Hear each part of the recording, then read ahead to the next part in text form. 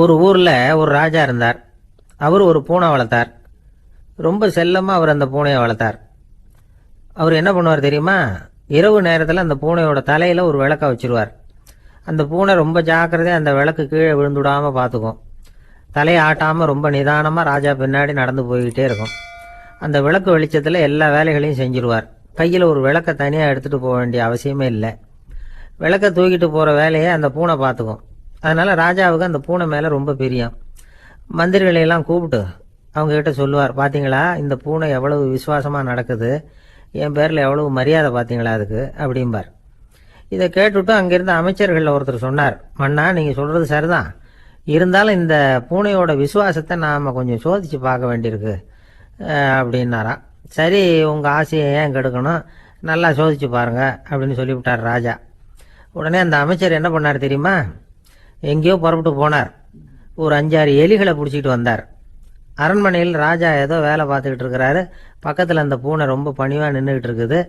அது தலையில் விளக்கு எரிஞ்சிக்கிட்டு இருக்கு. அமைச்சர் தான் பிடிச்சிட்டு வந்த எலிகளை அந்த பூனை பார்வையில் படுறது மாதிரி எதிரில் விட்டார். அந்த எலிகள்லாம் அங்கேயும் இங்கேயும் ஓட ஆரம்பிச்சிது. அதை பார்த்தது பூனை, அவ்வளவுதான்.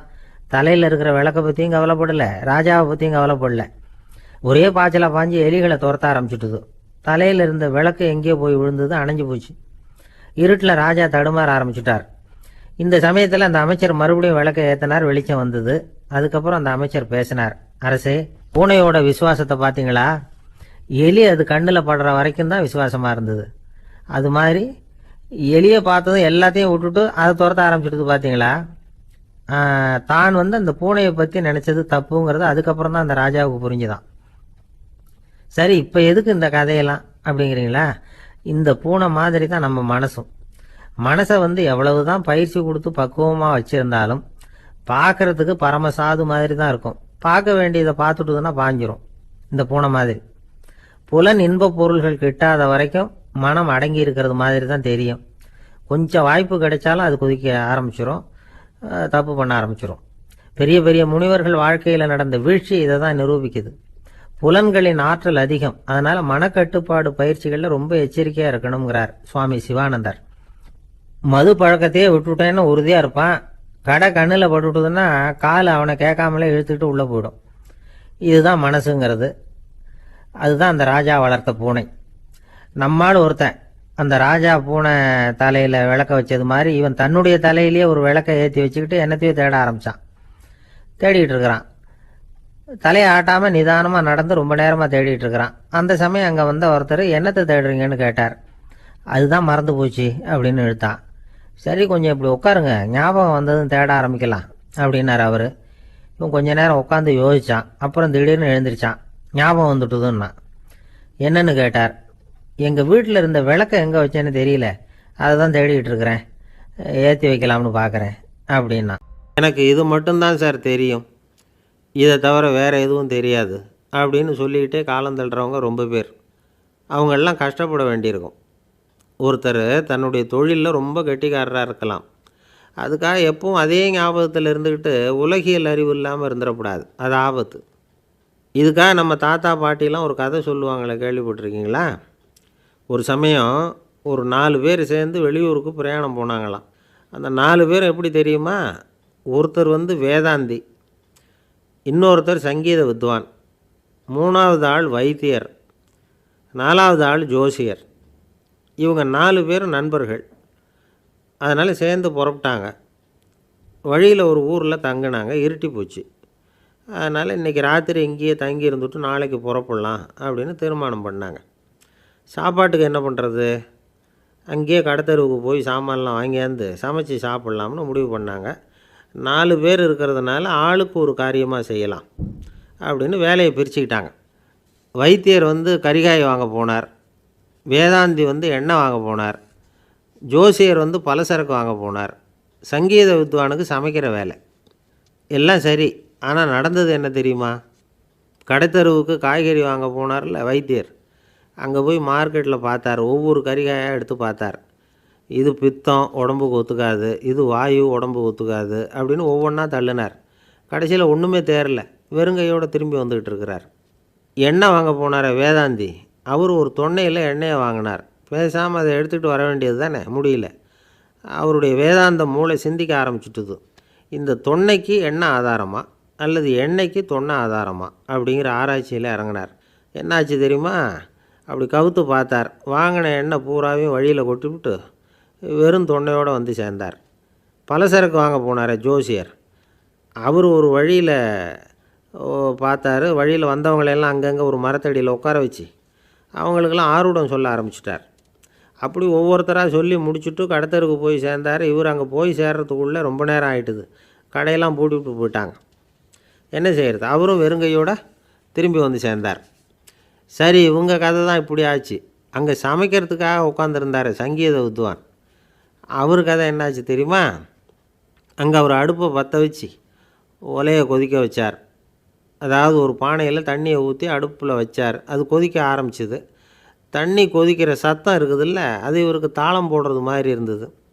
ஒரே குஷி, பாட ஆரம்பிச்சிட்டார். பாடிக்கிட்டே உற்சாகமாக கையில் இருந்த கரண்டியால் அந்த பானையில் தட்டினார், தாளம் போடுறதா நினச்சிக்கிட்டு. அவ்வளவுதான், பானை பட்டுன்னு உடஞ்சி போச்சு. தலையில் கையை வச்சுக்கிட்டு அவரும் உட்காந்துட்டார். எந்த தொழில் தெரிஞ்சாலும் சரி, அதை புத்திசாலித்தனமாக பயன்படுத்த தெரியலன்னா ஆபத்து தான். அதுக்காக தான் இந்த கதை. ஒரு பஸ்ஸு டிரைவர் ரொம்ப கெட்டிக்காரரு. பஸ்ஸை ரொம்ப திறமையாக ஆபத்து இல்லாமல் ஓட்டினதுக்காக பரிசுலாம் வாங்கினவர். அவரே ஒரு படகு ஓட்டுறதுக்காக அழைச்சிட்டு போயிருக்கிறாங்க, மோட்டார் படகு.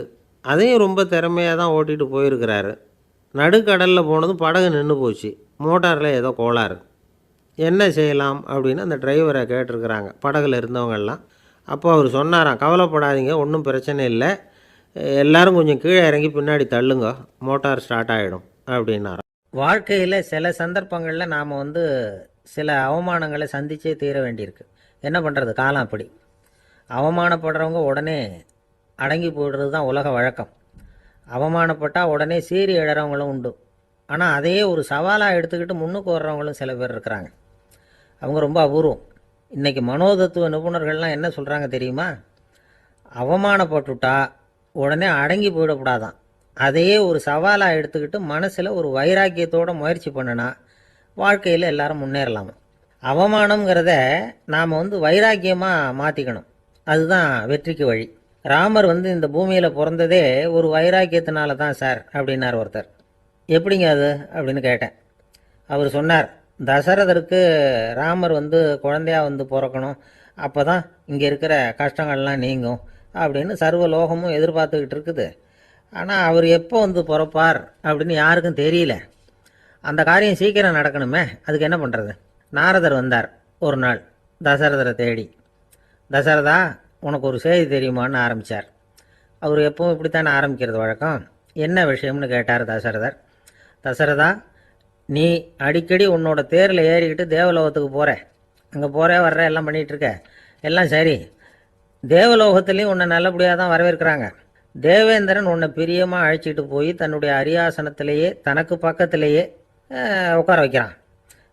நீயும் சந்தோஷமாக உட்காந்து பேசிவிட்டு வந்துடுற. ஆனால் நீ இங்கே வந்ததுக்கு அப்புறம் அங்கே என்ன நடக்குது தெரியுமா உனக்கு அப்படின்னாரான் நாரதர். என்ன நடக்குது எனக்கு ஒன்றும் தெரியலையே அப்படின்னாரான் தசரதர். நாரதர்கிட்ட கிட்டத்தில் கேட்டிருக்கார், கொஞ்சம் சொல்லுங்கள் என்னது அப்படின்னு. அவர் நெருங்கி வந்தாராம் நாரதரும். மெதுவாக அவர் காதோட காதாக சொன்னாராம். அதாவது நம்ம பாஷையில் சொல்லப்போனால் பற்ற வைக்கிறார். நீ அங்கே தேவேந்திரங்கிட்ட உட்காந்து பேசிவிட்டு வந்த பிறகு நீ அங்கே உட்காந்துருந்த அரியாசனத்தை தண்ணி ஊற்றி கழுவி சுத்தப்படுத்துகிறாங்க. நீ என்ன அந்த அளவுக்கு சுத்தம் இல்லாத ஆளா, தினம் குளிக்காமையாக இருக்கிற அப்படின்னாராம். தசரதருக்கு இது ரொம்ப அவமானமாக போயிட்டுது. அப்படியே செய்கிறாங்க அப்படின்னாராம். ஆமாம், நீ வேணும்னா நான் சொல்கிறது உண்மையா இல்லையா அப்படின்னு சோதனை பண்ணி பார்த்துக்கோ அப்படின்னாரான் நாரதர். உடனே தசரதர் இதுக்காகவே புறப்பட்டு தேவலோகம் போனார். அங்கே வழக்கம் போலவே இவரை கூப்பிட்டு உட்கார வச்சு பேசிக்கிட்டு இருந்தான் தேவேந்திரன். கொஞ்ச நேரம் பேசிக்கிட்டு இருந்துட்டு சரி நான் கிளம்புறேன்னு புறப்பட்டார். சரி, அவனும் வாசல் வரைக்கும் வழி அனுப்பி வச்சுட்டு உள்ளே போயிட்டான். தசரதர் வெளியில் கொஞ்சம் நேரம் மறைஞ்சி இருந்துட்டு மெதுவாக உள்ளே எட்டி பார்த்தார் என்ன நடக்குதுன்னு. நாரதர் சொன்னது உண்மைதான். தசரதர் உட்கார்ந்துருந்த ஆசனத்தை அங்கே 2 தேவர்கள் கழுவி சுத்தப்படுத்திக்கிட்டு இருக்கிறாங்க. தசரதரால் இதை தாங்கிக்க முடியல. அவருக்கு ரொம்ப அவமானமாக போச்சு. நேராக கிடுகிடுன்னு தேவேந்திரங்கிட்டே போனார். நான் உட்காந்துருந்த இருக்கையே சுத்தம் பண்ணுறியே, நான் என்ன அந்த அளவுக்கு பாவியா அப்படின்னு கேட்டார். ரொம்ப கோபமாக கேட்டார். தசரதரே, மனுஷனுக்கு 3 கடன்கள் உண்டு. தேவ கடன், ரிஷி கடன், பித்ரு கடன். இதை தீர்க்காதவன் பாவியாகிறான். இதில் மகனை பெறுவதால் தான் பித்திருக்கடன் தீரும். உனக்கு மகன் கிடையாது, அதனால் நீ பாவியாகிற. பாவி உட்கார்ந்துருந்த இடம்ங்கிறதுனால அதை சுத்தம் செய்ய வேண்டியது எங்கள் கடமை அப்படின்னு நானும் தேவேந்திரன். இந்த இடத்துல தசரதருக்கு ஏற்பட்ட அவமானம் ஒரு வைராக்கியமாக மாறிச்சு. தேவேந்திரனே கேட்டுக்கோ, ஒரு மகனை பெற்ற பிறகு தான் இந்த சபையில் மறுபடியும் அடி எடுத்து வைப்பேன் அப்படின்னு சொல்லிவிட்டு போயிட்டாரான். போய் புத்திர காமேஷ் யாகம் பண்ணார், புத்திரர்கள் பிறந்தார்கள். இந்த கதையில் உள்ள கருத்து என்னன்னா, தேவேந்திரன் தசரதரை அப்படி அவமானப்படுத்தலைன்னா அவருக்கு இப்படி ஒரு வைராக்கியம் பிறந்திருக்குமா? யோசிச்சு பார்க்கணும். நமக்கு ஏற்படுகிற சில அவமானங்களையும் வைராக்கியமாக மாற்றிக்குவோம். அப்படி மாற்றிக்கிட்டோம்னா வாழ்க்கையில் முன்னேறலாம். நம்ம ஆளுங்க சில பேர் அவமானத்தை வைராக்கியமாக மாற்றிக்கிறது எப்படி தெரியுமா? நம்மகிட்ட ஒரு பையன் சொன்னான், எங்கள் அப்பா என்னை எல்லாருக்கும் முன்னாடி வச்சு திட்டுவிட்டார், பொறுப்பு இல்லாமல் ஊர் சுற்றுறேன்னு சொல்லி அவமானப்படுத்தி விட்டார். இனிமேல் நீ என் முகத்திலேயே முழிக்காதரா போடான்னு வேற சொல்லிவிட்டார். எனக்கு ரோஷம் வந்துட்டுது. அந்த அவமானத்தை வைராக்கியமாக மாற்றிக்கிட்டேன். அன்னையிலேருந்து அவர் முகத்திலேயே முழிக்கிறது இல்லை அப்படின்னா. அப்படியான்னு கேட்டோம். ஆமாங்க, அவர் வீட்டில் இல்லாத நேரமாக பார்த்து உள்ள சமையல் கட்டுக்கு போய் சாப்பிட்டுட்டு நைஸாக வெளியில் வந்துடுவேன் அப்படிங்கிறான். ஒரு காலத்தில் பிரஷ்யா அப்படின்னு ஒரு தேசம் இருந்தது. இப்போ ஜெர்மனி இருக்குல்ல, இதோட பெரும்பகுதி ஒரு காலத்தில் பிரஷ்யாங்கிற பேரில் இருந்தது. அப்போ அதுக்கு அரசராக இருந்தவர் மகா ஃப்ரெடரிக், அதாவது ஃப்ரெடரிக் தி கிரேட் அப்படின்னு சொல்லுவாங்க. அந்த ராஜாவுக்கு ஒரு சந்தேகம், நாம் பல வகையான வரிகளை விதித்து வசூல் பண்ணுறோம், அப்படி பண்ணி வருமானம் குறைஞ்சிக்கிட்டே போகுதே, இதுக்கு என்ன காரணமாக இருக்கும்? இதுதான் அவருக்கு ஏற்பட்ட சந்தேகம். ஒரு சமயம் அந்த அரசர் தம்முடைய அமைச்சர்களையும் பிரபுக்களையும் தளபதிகளையும் கூப்பிட்டு ஒரு விருந்து வச்சார். விருந்து முடிஞ்சதும் அவங்கள பார்த்து இந்த சந்தேகத்தை கேட்டார். வரிகள் அதிகமாக விதித்து வருமானம் குறையறதுக்கு என்ன காரணம் அப்படின்னு கேட்டார். பல பேருக்கு இதுக்கு சரியாக பதில் சொல்ல தெரியல. அனுபவசாலியான ஒரு தளபதி எழுந்திரிச்சார். அரசே, அது எப்படிங்கிறத இப்போ உங்களுக்கு காட்டுறேன்னார். உடனே ஒரு பெரிய பனிக்கட்டி ஒன்றை தன்னுடைய கையில் எடுத்தார். அதை அப்படியும் எப்படியும் திருப்பி பார்த்தார். அப்புறம் அடுத்தவர்கிட்ட கொடுத்தார். அவரும் அதை அப்படியும் இப்படியும் திருப்பி பார்த்துட்டு அடுத்தபடியாக இருந்தவர்கிட்ட கொடுத்தார். இப்படியே இதை ஒவ்வொருத்தராக பார்த்துட்டு ஒவ்வொரு கையாக மாறி கடைசியில் மன்னர் கைக்கு போய் சேர்ந்தது. மன்னர் கைக்கு அந்த பனிக்கட்டி போய் சேர்ந்தப்போ அது கொஞ்சம் கொஞ்சமாக உருகி ஒரு பட்டாணி கடலை சைஸுக்கு ஆகிட்டுது. மன்னர் யோசனை பண்ணார், வரி அதிகமாக போட்டாலும் வந்து சேர்றது குறைவாக இருக்கிறதுக்கு என்ன காரணம் அப்படிங்கிறது அவருக்கு புரிஞ்சு போச்சு. காலம்தான் மாறிக்கிட்டு இருக்கே தவிர இந்த கையூட்டு வாங்குகிற பழக்கம் மாறினதாக தெரியல. இன்னொரு ராஜா இருந்தார். அவர் தன்னுடைய ராஜாங்கத்தில் லஞ்ச ஊழலே சுத்தமாக இருக்கக்கூடாது அப்படின்னு நினச்சார். அவர்கிட்ட பல்வேறு துறைகளுக்கும் பொறுப்பாக இருந்த பல பேரும் ரொம்ப சுத்தமாகவும் நேர்மையாகவும் இருந்தாங்க. ஒரே ஒருத்தர் மட்டும் எல்லார்கிட்டையும் லஞ்சம் வாங்கிட்டே இருந்தார். அவரை வேறு துறைகளுக்கு மாற்றி பார்த்தாரு. அந்த ராஜா என்னென்னமோ பண்ணி பார்க்குறாரு. எந்த வேலையை கொடுத்தாலும் அதுலேயும் லஞ்சம் வாங்கிறதுக்கு ஒரு வழியை உண்டு பண்ணிக்குவார் அந்த ஆள்.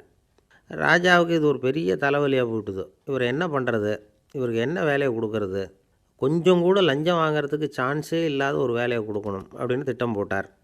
ஒரு நாள் அவருக்கு அந்த உத்தரவும் போட்டுட்டார். அதாவது அவருக்கு என்ன வேலைன்னா, கடற்கரையில் தான் அவருக்கு ஆஃபீஸ். அங்கேயே இருந்துக்க வேண்டியது. தினமும் எத்தனை கடல் அலை கரையில் மோதுது அப்படிங்கிறத கணக்கெடுத்து ராஜாவுக்கு தெரிவிக்க வேண்டியது.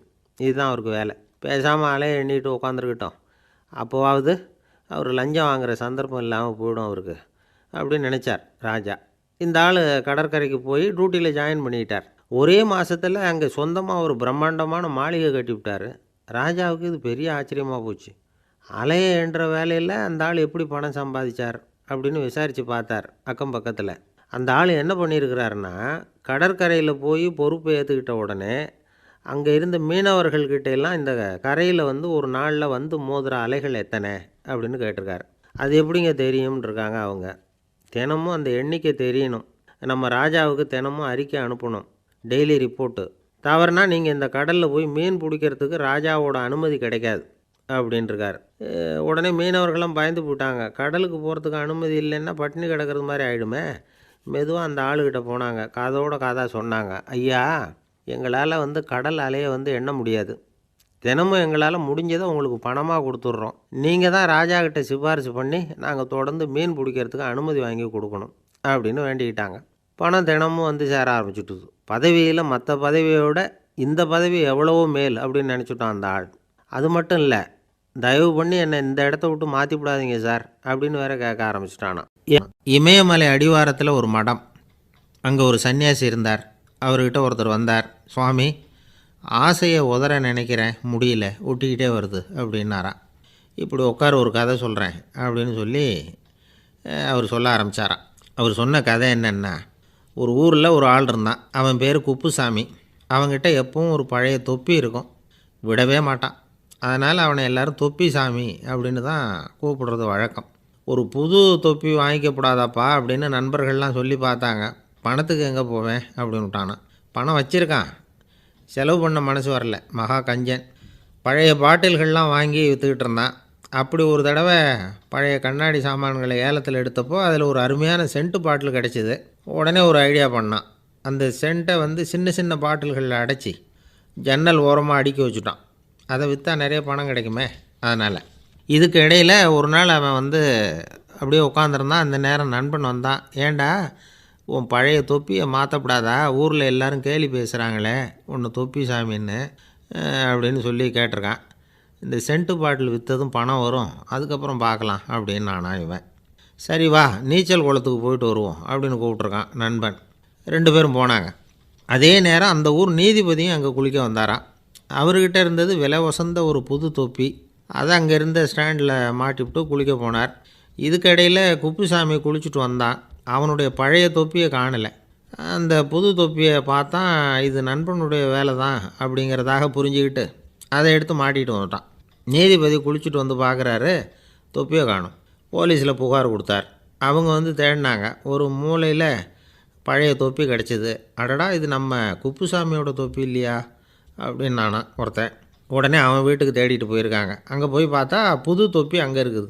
உடனே அவனுக்கு 1000 ரூபா அபராதம் போட்டாங்களாம். அவன் பணத்தை கட்டிவிட்டு ரொம்ப எரிச்சலோடு வீட்டுக்கு வந்தான். பழைய தொப்பி கண்ணில் பட்டது. மறுபடியும் உன்னால் தானே எனக்கு 1000 ரூபா நஷ்டம் அப்படின்னு சொல்லி அதை எடுத்துக்கிட்டு அப்படி போயிருக்கான். அந்த ஊர் குளத்தில் வீசி எரிஞ்சிட்டு வந்துட்டான். அது மீன் பிடிக்கிற ஒருத்தன் கையில் சிக்கிச்சு. அவன் வர்ற வழியில் அதை எடுத்து வேகமாக வீசி எறிஞ்சான். அது நேராக குப்புசாமி வீட்டு ஜன்னல் வழியாக உள்ளே இந்த சென்ட்டு பாட்டில்கள் மேலே விழுந்து எல்லாம் உடஞ்சி நொறுங்கி போச்சு. குப்புசாமி பார்த்தான். தோட்டத்தில் ஆழமாக ஒரு குழியை வெட்டினான். அந்த தொப்பியை போட்டான், மூடிவிட்டான். இதை அடுத்த வீட்டுக்காரன் பார்த்தான். ஏதோ புதையல் தான் வச்சுருக்கான் போல இருக்குன்னு நினச்சான். போலீஸில் போய் புகார் கொடுத்துட்டான். மறுபடியும் போலீஸ் குழியை தோண்டினாங்க. பழைய தொப்பி மறுபடியும் வெளியில் வந்தது. எல்லோரும் சிரிக்கிறாங்க. அன்னைக்கு ராத்திரியே அந்த தொப்பியை எடுத்துக்கிட்டு நேராக புறப்பட்டான்.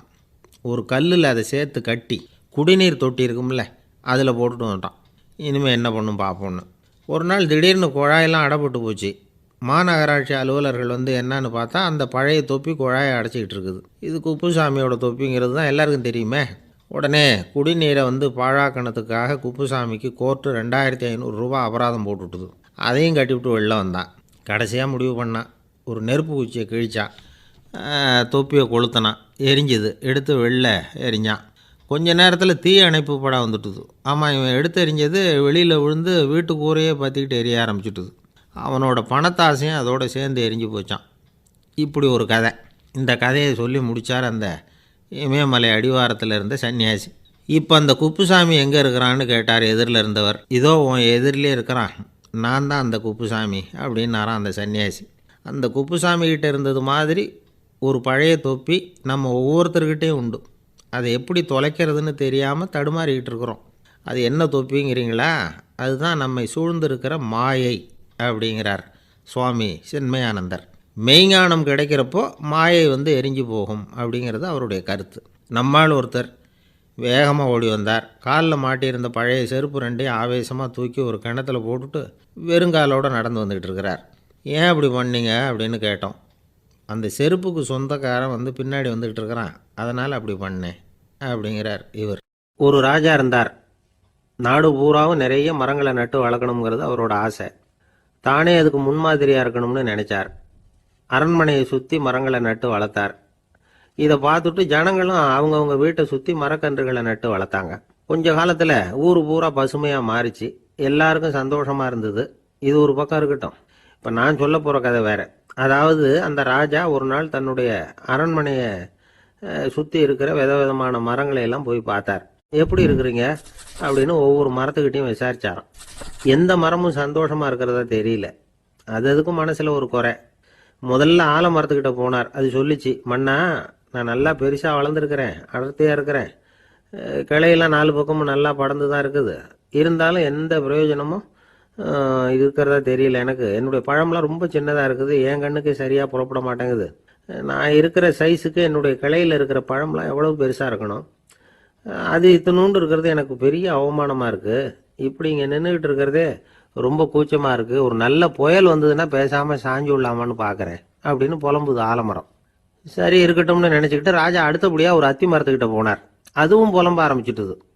நான் கூட பெரிய மரம் தான், இல்லை இலையெல்லாம் அழகாக தான் இருக்குது, பழம் அழகாக இருக்குது, இருந்தாலும் உள்ள விஷயம் இல்லையே.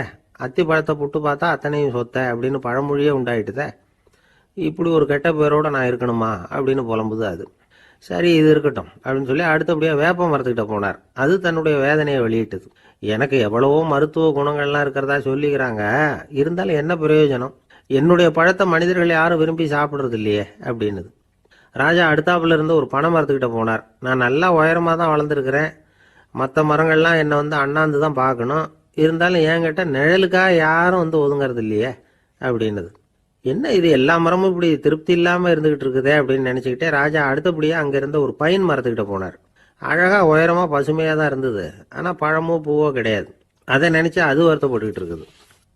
ஓக் மரம் அது ஒன்று நின்றுட்டு இருந்தது. அது என்ன சொல்லிச்சுன்னா, இலையுதிர் காலத்தில் என் மேலே இருக்கிற எல்லா இலைகளும் உதிர்ந்து போடுது, முடி கொட்டின மனிதர்கள் மாதிரி மொட்டையாக நான் நிற்க வேண்டி இருக்குது, என்ன வாழ்க்கை இது அப்படின்னு சொல்லி அழுத்துக்கிட்டது.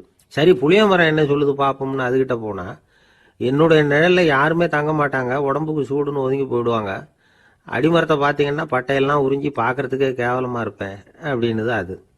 முருங்கை மரம் என்ன சொல்லிச்சு தெரியுமா, என்னுடைய இலை காயெல்லாம் சாப்பிட்றவங்களுக்கு சத்து கொடுக்கறது வாசம் தான், ஆனால் என் உடம்புல சத்தே கிடையாது, கொஞ்சம் வேகமாக காற்று அடிச்சதுன்னா முறிஞ்சி விழுந்துடுறேன், என்ன வாழ்க்கை இது அப்படின்னு சொல்லி அது வருத்தப்பட்டது. ராஜா யோசனை பண்ணார், என்ன இது மரங்கள் வந்து பூமியின் வரங்கள்னு சொல்கிறோம், மழை பெய்யறதுக்கு அதுதான் காரணம், பூமி செழிப்பாக இருக்கிறதுக்கும் அதுதான் காரணம், வீடு கட்டுறதுக்கு மரம், நாற்காலி செய்ய உபயோகப்படுத்துறதுக்கும் அதுதான் உபயோகப்படுது, மனுஷனுக்கு வேண்டிய ஆகாரங்களையும் கொடுக்குது, இப்படிலாம் இருந்தும் எல்லா மரமும் நிம்மதி இல்லாமல் இருந்துகிட்டு இருக்குதே அப்படின்னு நினைச்சார். அப்போ அங்கே இருந்த ஒரு மகிழ மரம் அவர் கண்ணில் பட்டுது.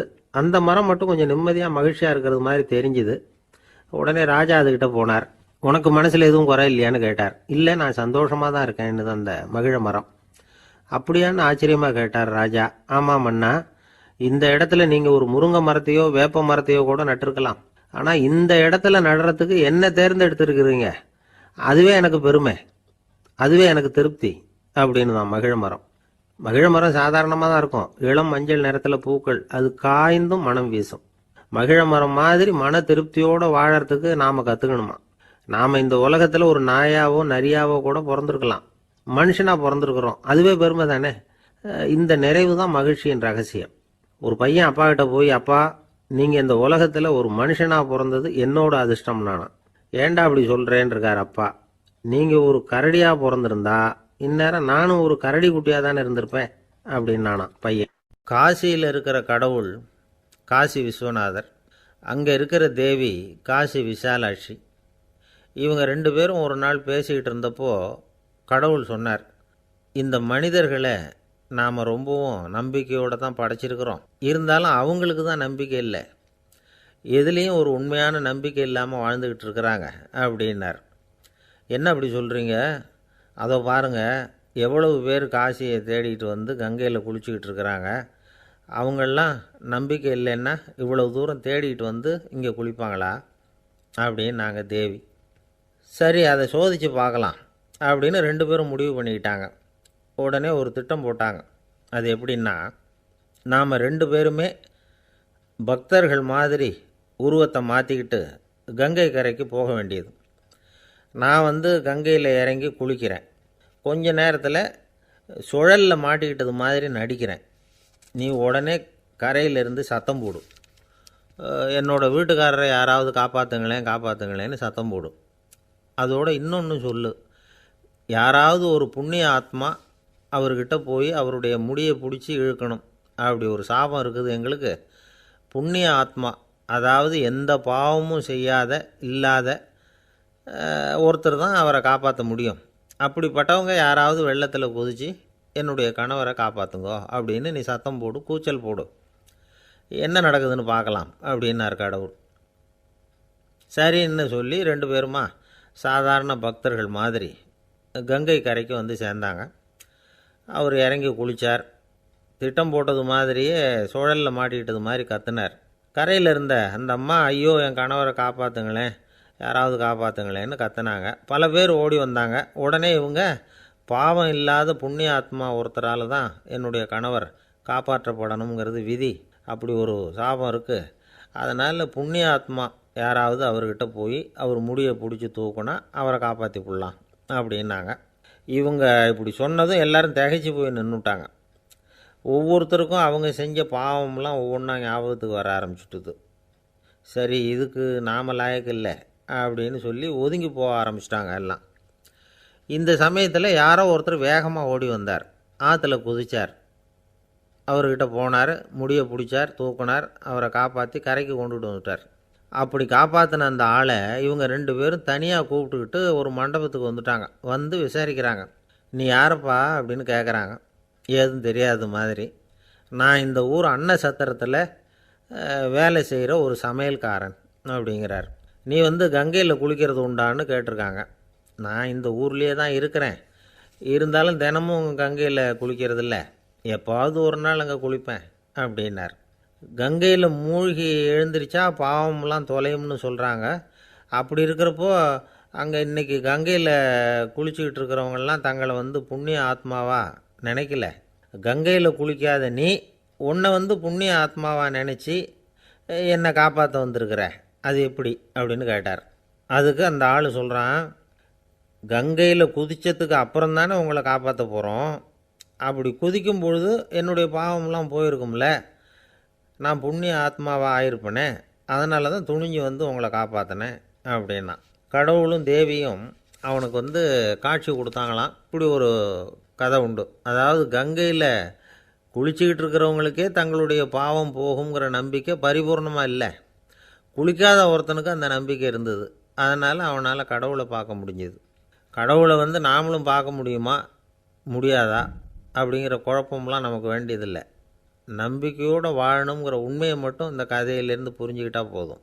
ஏன்னா இந்த கதையை கேட்டுட்டு ஒரு நண்பன் குதர்க்கமாக ஒரு கேள்வி கேட்டான். ஏன் சார், கங்கையில் குளித்தா பாவம் போயிடும்னு சொல்கிறீங்களே, நான் எனக்கு வேண்டாத ஒருத்தனை அழைச்சிட்டு போய் கங்கையிலேயே தள்ளி விட்டுட்டு அதுக்கப்புறம் அங்கேயே முழுக்க போட்டுட்டு நான் செஞ்ச பாவத்தை வந்து அதுலேயே கழுவி விட்டுட்டு மறுபடியும் உங்ககிட்ட வந்துடுறேன்னு வச்சுக்கோங்க, நீங்கள் என்னை வந்து புண்ணிய ஆத்மான்னு ஏற்றுக்குவீங்களா அப்படிங்கிறான். ஆள் கொஞ்சம் அசந்தான் நம்மளே அங்கே அழைச்சிட்டு போனாலும் போயிடுவான். ஒரு கடைக்கு போனேன், 5 ரூபா பணத்தை எடுத்து கொடுத்தேன். ஒரு தினசரி பத்திரிகையை கேட்டேன். அவர் உடனே அங்கே அடுக்கி வச்சுருந்த பத்திரிகையில் ஒன்று எடுத்து என் கையில் கொடுத்தார், வாங்கிக்கிட்டேன். மீதி பணத்தை எடுத்தார், அதையும் என் கையில் கொடுக்கணும்ல, கொடுக்கல. எதிரில் இருந்த பலகையில் வச்சு எடுத்துக்க சொன்னார். எப்பவும் அவர் அப்படி தான் பண்ணுவார், நானும் எடுத்துக்கிட்டு வந்துடுவேன். இவர் ஏன் இப்படி பண்ணுறாருங்கிறது எனக்கு ரொம்ப நாளாக ஒரு சந்தேகம். ஒரு நாள் அவர்கிட்டயே இதை கேட்டுவிட்டேன். ஏங்க, நீங்கள் உங்கள் கடைக்கு வந்து பொருள்கள் வாங்குறவங்களுக்கு நீங்கள் பாக்கி சில்லறையை கொடுக்குறப்போ பலகையில் வச்சு விட்றீங்க, கையில் கொடுக்க மாட்டேங்கிறீங்களே, ஏன் அப்படின்னு கேட்டேன். காசை கையில் கொடுத்தா நம்மக்கிட்ட இருக்கிற லட்சுமி போயிடுவா சார் அப்படின்னார். அதாவது பணம் செலவாயிடும் அப்படின்னு அர்த்தமா. இன்னொரு நண்பர், அவர் ஒரு நாள் வழக்கத்துக்கு மாறாக ரொம்ப சோகமாக உட்காந்துருக்கிறார். ஏங்க என்னாச்சு, ஏன் இப்படி கப்பலே கவிழ்ந்தது மாதிரி உட்காந்துருக்குறீங்க அப்படின்னு கேட்டேன். கப்பலே கவிழ்ந்திருந்தா கூட நான் இப்படி கவலைப்பட மாட்டேன் சார், வேற ஒன்று நடந்து போச்சுன்னார். என்னன்னு கேட்டேன். என் உச்சந்தலையில் பள்ளி ஒன்று விழுந்துட்டுதுன்னார். அதுக்காகவா இப்படி அப்படின்னு ஆச்சரியப்பட்டேன். ஆமாங்க, பள்ளி உச்சந்தலையில் விழுந்தால் பலன் என்னன்னு பஞ்சாங்கத்தில் பார்த்தேன், மரணம்னு போட்டிருக்கு அப்படின்னு சொல்லிவிட்டு அவர் தொடர்ந்து கவலைப்பட ஆரம்பிச்சிட்டார். இப்படியும் ஒருத்தர், என் கூட வேலை பார்க்குற ஒருத்தர் எப்படி தெரியுமா, தினமும் வலது காலை வச்சு தான் ஆஃபீஸுக்கு உள்ளே நுழைவார். என்னைக்காவது தவறுதலாக இடது காலை வச்சு உள்ளே வந்துட்டார்னா அன்னைக்கு பூரா மனசு சங்கடப்படுவார், எந்த வேலையும் சரியாக ஓடாது. கேரம் போர்டு ஆடுற ஒருத்தர் எப்போ ஆட உட்காந்தாலும் ஸ்ட்ரைக்கரை கை தவறி கீழே விழுற மாதிரி பண்ணி அதுக்கப்புறம் அதை எடுத்துக்கிட்டு ஆட உட்காருவார். ஏன்னா எப்போ ஒரு தடவை நிஜமாவே அது வந்து கை தவறி கீழே விழுந்திருக்குது, அன்னைக்கு பிரமாதமாக ஜெயிச்சுட்டார். உடனே ஒரு முடிவுக்கு வந்துட்டார், கை தவறுனா லாபம் அப்படின்னு. அதுக்கப்புறம் அதையே பழக்கமாக்கிக்கிட்டார். பூனை குறுக்க போனால் சகனம் சரியில்லைன்னு நினைக்கிறவங்க உண்டு. ஆனால் ஒருத்தர் எப்படி தெரியுமா, அவர் வெளியில் கிளம்புற சமயம் பக்கத்து வீட்டு ரேடியோவில் மியாவ் மியாவ் பூனை குட்டின்னு பாட்டு சத்தம் கேட்டால் கூட போதும், சகனம் சரியில்லைன்னு பிரயாணத்தை கேன்சல் பண்ணிவிடுவார். இப்போ இவ்வளவும் எதுக்கு சொல்கிறோம்னா, அளவுக்கு மீறின சகுன நம்பிக்கைகள் இருக்கு பாருங்க, இதோட பயமும் சேர்ந்துக்கிட்டதுன்னு வச்சுக்கோங்க, இது ஒருத்தருடைய மனநிலையை பாதிச்சிடும். இது உளவியல் நிபுணர்கள் சொல்கிற கருத்து. வாழ்க்கையே தடுமாற வச்சிரும். பாதுகாப்பு இல்லாத உணர்வு, ஒரு விதமான டிப்ரெஷன் மனநிலை, இதெல்லாம் தான் இதுக்கு காரணமாக அமையலாம். சில பேர் காய்கறி நறுக்க கத்தியை கையில் எடுத்தால் கூட நேரம் சரியாக இருக்கா அப்படின்னு பார்த்துட்டு தான் வேலையை ஆரம்பிக்கிறது வழக்கம். அறிவு தான் மனசுக்கு வாத்தியாராக இருக்கணும். அப்போ தான் வாழ்க்கை நிம்மதியாக இருக்கும். அறிவு மனசு சொல்கிறபடியெல்லாம் கேட்க ஆரம்பிச்சுட்டுதுன்னா இடைஞ்சல் தான்.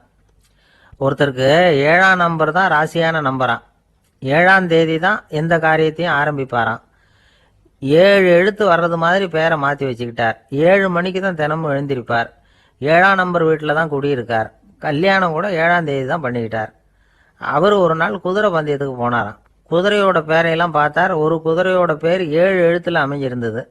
7 தானே இவருக்கு அதிர்ஷ்ட நம்பர். அதனால் உடனே அது பேரில் பணத்தை கட்டினார். பந்தயம் நடந்தது. என்ன சார் ஆச்சுன்னு கேட்டாங்க. நான் பணம் கட்டின அந்த என்னோட குதிரை 7ஆவதாக சேர்ந்தது சார் அப்படின்னாராம் சோகமாக. ஒரு ஊரில் ஒரு இளைஞன் இருந்தான். ஒரு நாள் அவன் ஒரு குருவை தேடிக்கிட்டு புறப்பட்டான். ஊரை விட்டு வெளியில் போனான். போகிற வழியில் ஒரு காடு. அந்த காட்டில் ஒரு மரத்தடியில் ஒரு பெரியவர் உட்காந்துருக்கிறார். அமைதியாக மௌனமாக அவர் அமர்ந்திருக்கிறார். இந்த பெரியவரை விசாரிக்கலாம், குருவை தேடி கண்டுபிடிக்கிறதுக்கு இவர் ஏதாவது ஒரு வழி சொல்லி கொடுப்பார் அப்படின்னு நினச்சிக்கிட்டு அவரை நெருங்கினான். ஐயா, எனக்கு ஒரு குரு தேவை, எங்கே கிடைப்பார், அவரை எப்படி அடையாளம் கண்டுபிடிக்கிறது, அதை பற்றி ஏதாவது விவரம் சொன்னீங்கன்னா நான் கண்டுபிடிச்சிக்குவேன் அப்படின்ட்டுருக்கான். பெரியவர் நிமிர்ந்து பார்த்தார். தம்பி, அது ரொம்ப சுலபம். அவர் வயசானவராக இருப்பார். என்னை விட சுமார் 30 வயசு அதிகமாக இருக்கும். அவர் ஒரு மரத்தடியில் தான் உட்காந்துருப்பார் அப்படின்ட்டுருக்கான். சரிங்க பெரியவரே, அது என்ன மாதிரியான மரம், எப்படி இருக்கும் அப்படின்னு கேட்டிருக்கான். பெரியவர் அந்த விவரங்களையும் சொல்லியிருக்கிறாரு.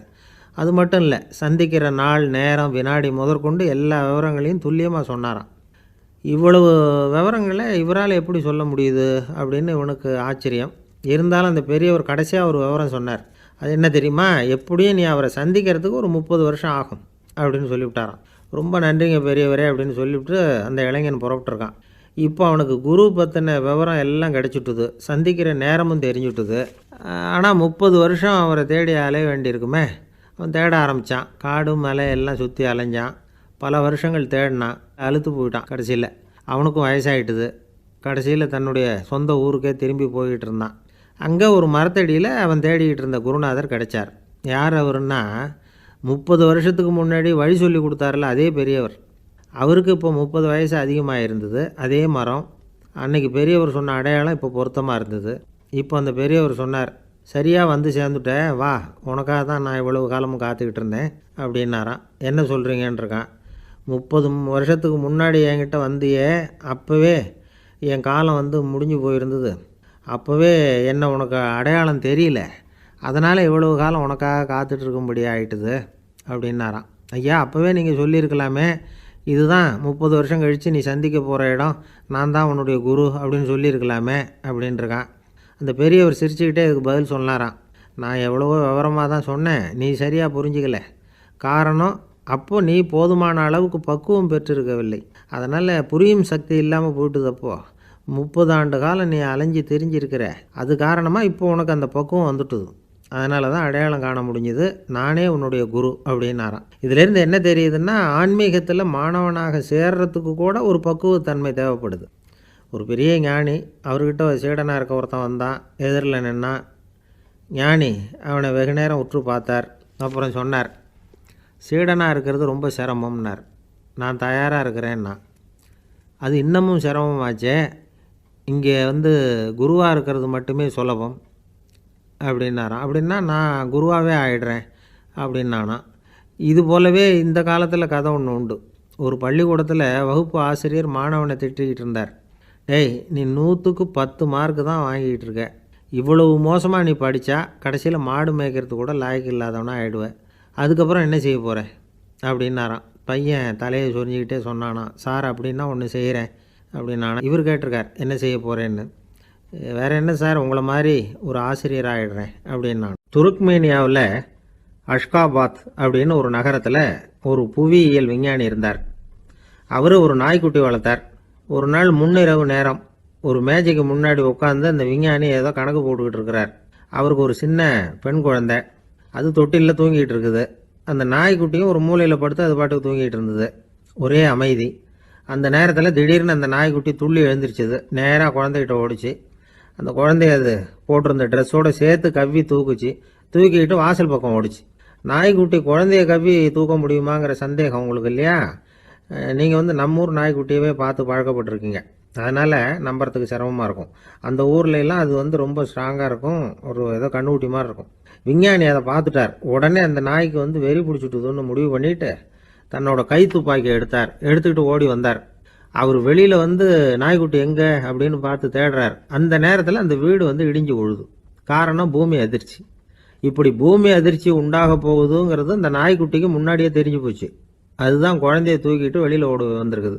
அது மூலமாக அந்த குடும்பத்தையே காப்பாற்றி இருக்குது அந்த நாய்க்குட்டி. இந்த சம்பவம் நடக்கிறதுக்கு 3 நாளைக்கு முன்னாடியே சில பிராணிகளுக்கு இப்படி நடக்க போகுதுங்கிறது தெரிஞ்சிருக்குதான். ஆமாம், அந்த நகரத்தில் 3 நாளைக்கு முன்னாடியே பாம்பு, பல்லி இதெல்லாம் அது தங்கியிருந்த வலையை விட்டு வெளியில் ஓடி வந்துட்டுது. அதே மாதிரி அங்கே இருந்த புறாவெல்லாம் பறந்து போயிடுச்சான். இதே மாதிரி யுகோஸ்லோவியாவில் கூட ஒரு நகரம், அங்கே ஒரு நாள் ராத்திரி ஒரு மிருக காட்சி சாலையில் திடீர்னு ஒரு பெரிய கலவரம், கூச்சல், குழப்பம். அங்கே இருந்த கழுதை, புலி, யானை, பறவை எல்லாம் கண்ணாபின்னான்னு கத்த ஆரம்பிச்சுட்டுது. நீர் யானை அதுக்குன்னு போட்டிருந்த தடுப்பையே தாண்டி குதிச்சு வெளியில் வந்துட்டுதான். மறுநாள் தான் எல்லாருக்கும் விஷயம் புரிஞ்சுது. அடுத்த நாள் காலையில் அங்கே பூமி அதிர்ச்சி உண்டாயிட்டுது. இப்போ பாருங்க, அதாவது மனுஷனை போய் தீர்க்கதரிசி அது இதுன்னு சொல்லிட்டு இருக்கிறோம். இவனை விட அது பரவாயில்லைன்னு தோணுது. அதாவது மிருகங்கள் ஒன்று நடக்க போகுதுங்கிறத முன்னாடியே புரிஞ்சுக்குதே. சரி, இதெல்லாம் எப்படி அது முன்கூட்டி புரிஞ்சுக்குது? அதுதான் படைப்பு ரகசியம். அதை கண்டுபிடிக்கிறதுக்கு தான் மனுஷன் வந்து ஆராய்ச்சி பண்ணிட்டு இருக்கிறான். விஞ்ஞானிகளோட ஆராய்ச்சியெல்லாம் ஒரு பக்கம் இருக்கட்டும், வீட்டுக்குள்ளேயே சில ஆராய்ச்சி பண்ணி பாருங்களேன். இப்போ சில யோசனை சொல்லி அதை சோதனை பண்ணி பாருங்க அப்படின்னு ஒருத்தர் சொன்னாராம். அதாவது இப்போ மழை வருமா வராதா அப்படின்னு தெரிஞ்சுக்கணுமா, உடனே ஒரு பூனைக்குட்டி பின்னாடியே மெதுவாக போய் அது என்ன செய்யுதுன்னு கவனித்து பார்க்கணும். பூனைக்குட்டி தன்னோட பாதத்தினால சுகத்தில் வந்து அப்படி கீறிக்கிட்டு இருக்கும். அப்படி கீறினா கண்டிப்பாக மழை வரும். சில சமயம் பூனைக்குட்டி அப்படியே மல்லாந்து படுத்துக்கிட்டு பாதத்தை உயர தூக்கும், அப்படியும் புரளும். இப்படி செஞ்சதுன்னா அன்னைக்கும் மழை இருக்காது. அதனால் முன்னாடி இருந்தது மழை வர்றதுக்கு அறிகுறி, இது மழை இல்லைங்கிறதுக்கு அறிகுறி. பறவைகள், பிராணிகள் இதுகளோட நடவடிக்கைகளை பார்த்துட்டு அதையெல்லாம் அடிப்படையாக வச்சு தான் காலநிலையை கண்டுபிடிக்கிற கருவிகளை கண்டுபிடிச்சிருக்கிறாங்க. வாத்து இருக்குல்ல, சில சமயம் தன்னோட அழகை தன்னோட இறகுகளில் அப்படியே புதைச்சிக்கும். அப்படி செஞ்சால் குளிர்காலம் வரப்போகுதுன்னு அர்த்தம். பருவநிலை குளிராக மாறப்போகுதுங்கிறதுக்கு இதுதான் அறிகுறி. சிட்டுக்குருவி இருக்குதுல்ல, அதெல்லாம் புழுதியில் உழுந்து புரளும், சிறகுகளை வந்து படபடன்னு அடிச்சுக்கும். அப்படி செஞ்சால் மழை வரப்போகுதுன்னு அர்த்தம். ஒன்று மட்டும் நாம் நல்லா தெரிஞ்சுக்கணும், இயற்கையின் சீற்றம்னு சொல்கிறோம் இல்லையா, இயற்கை ஏன் நம்ம மேலே கோவப்படுது? இயற்கையை நாம் அனுசரித்து போகிறதில்ல, அதனால் கோவப்படுது. காடுகளை அழிக்கப்படாது, விலங்குகளை கொல்லக்கூடாது, இயற்கை ஏற்படுத்தி வச்சிருக்கிற சமநிலையை கெடுக்கக்கூடாது. அதை புரிஞ்சுக்கிட்டு வாழ்ந்தோம்னா பூமியும் நடுங்காது, நாமளும் நடுங்க வேண்டிய அவசியம் இருக்காது. ஒருத்தர் இருந்தார், சாராய கடைக்கு போனாராம், நிறைய சாப்பிட்டார். அப்புறம் சொன்னார், இது ரொம்ப அற்புதமான சரக்கு போல இருக்கு. உள்ளே போன உடனே இந்த பூமியே நடுங்கிறது மாதிரி இருக்கு எனக்கு அப்படின்னாராம். இதுக்கு கடைக்காரர் சொல்லியிருக்கார், நீங்கள் சாப்பிட்டது வெறும் பச்சை தண்ணி தாங்க, இப்போ ஏற்பட்டிருக்கிறது நிஜம் பூமி அதிர்ச்சி அப்படின்னார். ஒரு விவசாயி விதைக்கிறதுக்காக வயல்வெளி பக்கம் போகிறார். விதைகளை அள்ளி வீசினார். அப்போ என்ன ஆச்சுன்னா, சில விதைகள் வந்து பாதை ஓரத்தில் விழுந்தது, சில விதைகள் முள் செடிகள் மண்டி இருந்த புதருக்கு இடையில் விழுந்தது, சில விதைகள் நல்ல நிலத்தில் விழுந்தது. பாதை ஓரத்தில் விழுந்த விதை என்ன ஆச்சுன்னா, அதெல்லாம் பறவைகள் கண்ணில் போட்டுவிட்டுது. உடனே வந்து உட்காந்து கொத்தி தின்னுட்டு போட்டுது. அதிகமாக மண் இல்லாத பாறை பகுதியில் விழுந்த விதையெல்லாம் லேசாக வேர் விட்டு முளைக்க ஆரம்பிச்சிது. அதுக்கப்புறம் வேர் கீழேயும் ஆழமாக போக முடியல, மேலேயும் சூரிய வெப்பம் அதிகம் தாங்க முடியல, எல்லாம் காஞ்சி கருகி போட்டுது. புதர் பகுதியில் சில விதைகள் விழுந்தது இல்லையா, முள் செடிகள் காடாக மண்டி போயிருந்தது. அதனால் முளைச்சி வர்ற செடிக்கு நெருக்கடி அதிகமாக போட்டுது, சரியாக வளர முடியல, விளைச்சலும் சரியா இல்லை. நல்ல நிலத்தில் விழுந்த விதைகள் மட்டும் நல்லா முளைச்சிது, நல்லா வளர்ந்தது, விளைச்சலும் பிரமாதமாக இருந்தது. இந்த கதையை சொல்லிவிட்டு கேட்க செவியுள்ளோர் கேட்கட்டும் அப்படிங்கிறார் இயேசு பெருமான். ஆமாம், இயேசு கடலில் நின்ற படகு ஒன்றில் உட்காந்துருக்கிறார். கடற்கரையில் ஏராளமான மக்கள் உட்காந்துருக்கிறாங்க. அந்த சமயத்தில் தான் இயேசு வந்து ஓமைகள் மூலமாக மக்களுக்கு பல உண்மைகளை சொல்லிகிட்டு இருக்கிறார். மக்கள் அந்த கதையை கேட்டுட்டு ஒன்றும் புரியாமல் முழிக்கிறாங்க. அதை கவனித்த இயேசு அந்த ஓமையை விளக்க ஆரம்பித்தார். இதில் அந்த விதைக்கிறவர் தான் இறைவன். அவருடைய வார்த்தைகளை விதைக்கிறார். அந்த வார்த்தைகளை கேட்கிற மக்கள் அந்த விழுந்த விதைகள் மாதிரி 4 வகையானவர்கள். சில பேர் பாதை ஓரத்தில் விழுந்த விதைகள் மாதிரி. இறைவன் வார்த்தைகளை அவங்க கேட்குறாங்க, ஆனால் தீய எண்ணங்கள் செய்கைகள் மூலமாக விதைக்கப்பட்ட வார்த்தைகள் அழிஞ்சு போடுது. இறைவன் வார்த்தைகளை கேட்ட உடனே மகிழ்ந்து போய் உடனே சில பேர் அதை ஏற்றுக்கிறாங்க. இவங்கெல்லாம் அந்த பாறை பகுதியில் விழுந்த விதைகள் மாதிரி. அதனால் இவங்கெல்லாம் வேறு இல்லாதவங்க. கொஞ்ச காலத்துக்கு இறை வார்த்தைகளுக்கு கீழ்ப்படிந்து நடப்பாங்க. அதனால் ஏதாவது இடைஞ்சல் ஏற்பட்டால் உடனே தடுமாறுவாங்க. தங்கள்கிட்ட இருக்கிற நல்ல பண்புகளை விட்டுட்டு பாவ வழிகளுக்கு போயிடுவாங்க. முள் செடிகளுக்கு இடையில விழுந்த விதைகள் மாதிரி உள்ளவங்க யாருன்னா, இவங்களுக்கு உலக கவலை உண்டு, செல்வத்தின் மீது மயக்கம் உடையவர்கள். உலக ஆசைகள் இவங்களுக்குள்ளே பூந்துடுறதுனால அங்கே இருக்கிற நல்ல பண்புகள் மறைஞ்சு போயிடுது. அதனால் அவங்களும் உபயோகம் இல்லாதவங்களா ஆயிடுறாங்க. நல்ல மனிதர்கள் நல்ல நிலத்தில் விழுந்த விதைகளுக்கு ஒப்பானவர்கள். இவங்க இறை வார்த்தையை கேட்குறாங்க, அதை ஏற்றுக்கிறாங்க, அவங்களும் நல்லபடியாக வாழுறாங்க, அடுத்தவங்களுக்கும் உபயோகமாக இருப்பாங்க. இதுதான் இயேசு சொன்ன விளக்கம். நல்ல வார்த்தைகளை கேளுங்கள், நல்ல வார்த்தைகளை ஏற்றுக்கொள்ளுங்கள், அடுத்தவங்களுக்கு உபயோகமாக இருங்க. இதுதான் பெரியவங்கள்லாம் நமக்கு சொல்லுகிற உபதேசம். ஒரு அப்பா தன்னுடைய மகனுக்கு உபதேசம் பண்ணார். இதை பாருப்பா, நல்ல வார்த்தைகளை கேட்கணும், எப்போதுமே மகன் அப்பா பேச்சை கேட்கறது நல்லது அப்படின்னாராம். நீ ஏதாவது ஒரு தப்பு பண்ணால் என் தலையில் ஒரு முடி நரைச்சி வெள்ளையாக போடும்பா, நீ செய்கிற ஒவ்வொரு தப்புக்கும் என் தலையில் ஒவ்வொரு முடி வெள்ளையாயிடும் அப்படின்னாராம். பையன் யோசிச்சான், அப்பா இப்போதான் எனக்கு புரியுது, தாத்தாவோட தலைமுடி பூராவும் வெள்ளையாக இருக்கிறதுக்கு என்ன காரணம்ங்கிறது எனக்கு இப்போதான் புரியுது அப்படின்னா. ஜவஹர்லால் நேரு பிரதமராக இருந்த சமயம் அவர் ஒரு தடவை சென்னைக்கு வந்திருக்கிறார். இங்கே சில முக்கிய நிகழ்ச்சிகளில் கலந்துக்கிறதுக்காக வந்திருந்தார். ஆளுநர் மாளிகையில் ஒரு நாள் ராத்திரி தங்கி மறுநாள் புதுடெல்லி புறப்படுறதாக ஏற்பாடு. நிகழ்ச்சியிலெல்லாம் முடிச்சுக்கிட்டு ஆளுநர் மாளிகையில் தங்கி இருக்கிறார். அன்றைக்கு இரவு படிக்கிறதுக்கு ஒரு முக்கியமான புத்தகம் அவருக்கு தேவைப்பட்டது. அந்த சமயத்தில் உலக அளவில் ஒரு முக்கியமான பொருளாதாரம் சம்பந்தமான ஒரு புத்தகம் வெளியாகி இருக்கிற விஷயம் அவருக்கு தெரியும். அந்த புத்தகம் மெட்ராஸுக்கு வந்திருக்குமா, அது இங்கே கிடைக்குமா அப்படின்னு விசாரிச்சிருக்கிறார் நேருஜி. அவர் இப்படி கேட்ட உடனே அங்கே இருந்தவங்கெல்லாம் ரொம்ப பரபரப்பாக செயல்பட ஆரம்பிச்சுட்டாங்க. முக்கியமான இடங்கள்ல எல்லாம் விசாரிச்சிருக்கிறாங்க, அந்த புத்தகம் உங்ககிட்ட இருக்கான்னு. சென்னையில் உள்ள கன்னிமாரா நூல் நிலையத்துக்கு எப்படியும் அந்த புத்தகம் வந்திருக்கணும் அப்படின்னு ஒரு நம்பிக்கை. அங்கே விசாரித்தாங்க. அந்த புத்தகம் 2 நாளைக்கு முன்னாடி தான் அங்கே வந்திருக்குது அப்படிங்கிற விஷயம் தெரிஞ்சுது. உடனே எல்லாரும் அங்கே ஓடினாங்க. அவங்களுக்கு இன்னொரு சந்தேகம், புத்தகம் வந்திருக்கு சரி, அது இந்த சமயத்தில் வேற யாரும் படிக்கிறதுக்கு எடுத்துகிட்டு போயிருக்கக்கூடாதே அப்படிங்கிற சந்தேகம் இருந்தாலும் மனசுக்குள்ள ஒரு தைரியம். இப்படி ஒரு புத்தகம் வெளிவந்திருக்கிற விஷயமே நேருஜி சொல்லி தான் நமக்கே தெரியும். அதுவும் இல்லாமல் உலக பொருளாதாரம் சம்பந்தமான ஏதோ ஒரு புத்தகம் அது. அதை போய் இந்த நேரத்தில் அவ்வளவு ஆர்வமாக யார் எடுத்துகிட்டு போயிட போகிறாங்க அப்படிங்கிற தைரியம். இந்த தைரியத்தோடு அந்த நூல் நிலையத்துக்கு ஓடினாங்க. புத்தகத்தை தேடினா அது கிடைக்கல, யாரோ எடுத்துகிட்டு போயிருக்கிறாங்க. நேருவுக்கு மட்டுமே தெரிஞ்சிருந்த அந்த புத்தகம் பற்றின விஷயம் சென்னையில் வேற ஒருத்தருக்கும் தெரிஞ்சிருக்குது. உடனே எல்லாரும் பரபரப்பாக அந்த அதுக்குன்னு இருக்கிற ரிஜிஸ்டர் இருக்குல்ல, பதிவேடு, அதை புரட்டி பார்க்குறாங்க யார் எடுத்துகிட்டு போகிறாங்கன்னு தெரிஞ்சுக்கிறதுக்காக. எடுத்துகிட்டு போனவங்க அதில் கையெழுத்து போட்டிருப்பாங்கல்ல, அதை பார்த்து யாருன்னு தெரிஞ்சுக்கலாம் அப்படிங்கிறதுக்காக தான் அதை புரட்டுறாங்க. அதோ அந்த புத்தகத்தோட பேர் பக்கத்தில் அதை எடுத்துக்கிட்டு போனவங்க கையெழுத்து உத்து பார்க்குறாங்க எல்லாரும். அதில் போட்டிருக்குது பேர் CN அண்ணாதுரை அப்படின்னு எழுதியிருந்தது. அவர் தான் பேரறிஞர் அண்ணா.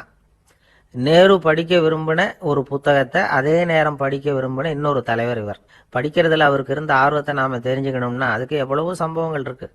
கடைசி காலத்தில் அவர் அடையாறு மருத்துவமனையில் படுத்திருக்கிறார். அவருக்கு ஒரு முக்கியமான அறுவை சிகிச்சை செய்ய வேண்டியிருக்குது அவசரமாக. அமெரிக்காவிலேருந்து டாக்டர் மில்லர் வந்திருக்கிறார். அவர்கிட்ட கேட்குறார், டாக்டர் நாளைக்கே அறுவை சிகிச்சை செய்ய போகிறீங்களா அப்படின்னு. ஆமாங்கிறார் டாக்டர் மில்லர். நாளைக்கு மறுநாள் செஞ்சுக்கிறேனே அப்படின்னாரான் அண்ணா.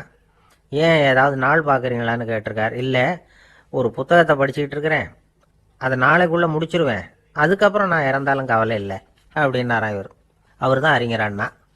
சங்ககால நூல்கள்லேருந்து சமீபத்தில் வந்த நூல்கள் வரைக்கும் எல்லாம் அவர் படிச்சிருக்கிறார். ஒரு திருமண விழாவில் அவர் பேசும்பொழுது சொன்ன விஷயம் இது. சங்க காலத்தில் காதலியை மணக்க விரும்புகிறவனுக்கு அவனுடைய தந்தை வீர சோதனைகள்லாம் வைப்பார். போய் புலிப்பல் கொண்டுக்கிட்டு வா, அப்போ தான் என் பொண்ணை கொடுப்பேன் அப்படின்னு சொல்லுவார். காதலன் உடனே காட்டுக்கு போவான், ஒரு புலியை கொன்று அதனுடைய பல்லை கொண்டுகிட்டு வருவான். அதை வீர பதக்கத்தில் பதிச்சு அவனுக்கு மாமனார் சூட்டுவார் கல்யாண சமயத்தில். இப்போலாம் காதலன் கிட்ட அப்படி சொல்ல முடியாது. இப்போலாம் காதலன் கிட்ட காட்டுக்கு போய் புலிப்பல் கொண்டுகிட்டு வான்னு யாராவது சொன்னால் புலி தான் மாப்பிள்ளையாக வந்து சேரும் அப்படின்னா. வாழ்க்கையில் சில சந்தர்ப்பங்களில் நாம் சில அவமானங்களை சந்திச்சே தீர வேண்டியிருக்கு. என்ன பண்ணுறது, காலம் அப்படி. அவமானப்படுறவங்க உடனே அடங்கி போய்டுறது தான் உலக வழக்கம். அவமானப்பட்டால் உடனே சீறி எழறவங்களும் உண்டு. ஆனால் அதையே ஒரு சவாலாக எடுத்துக்கிட்டு முன்னுக்கு வர்றவங்களும் சில பேர் இருக்கிறாங்க.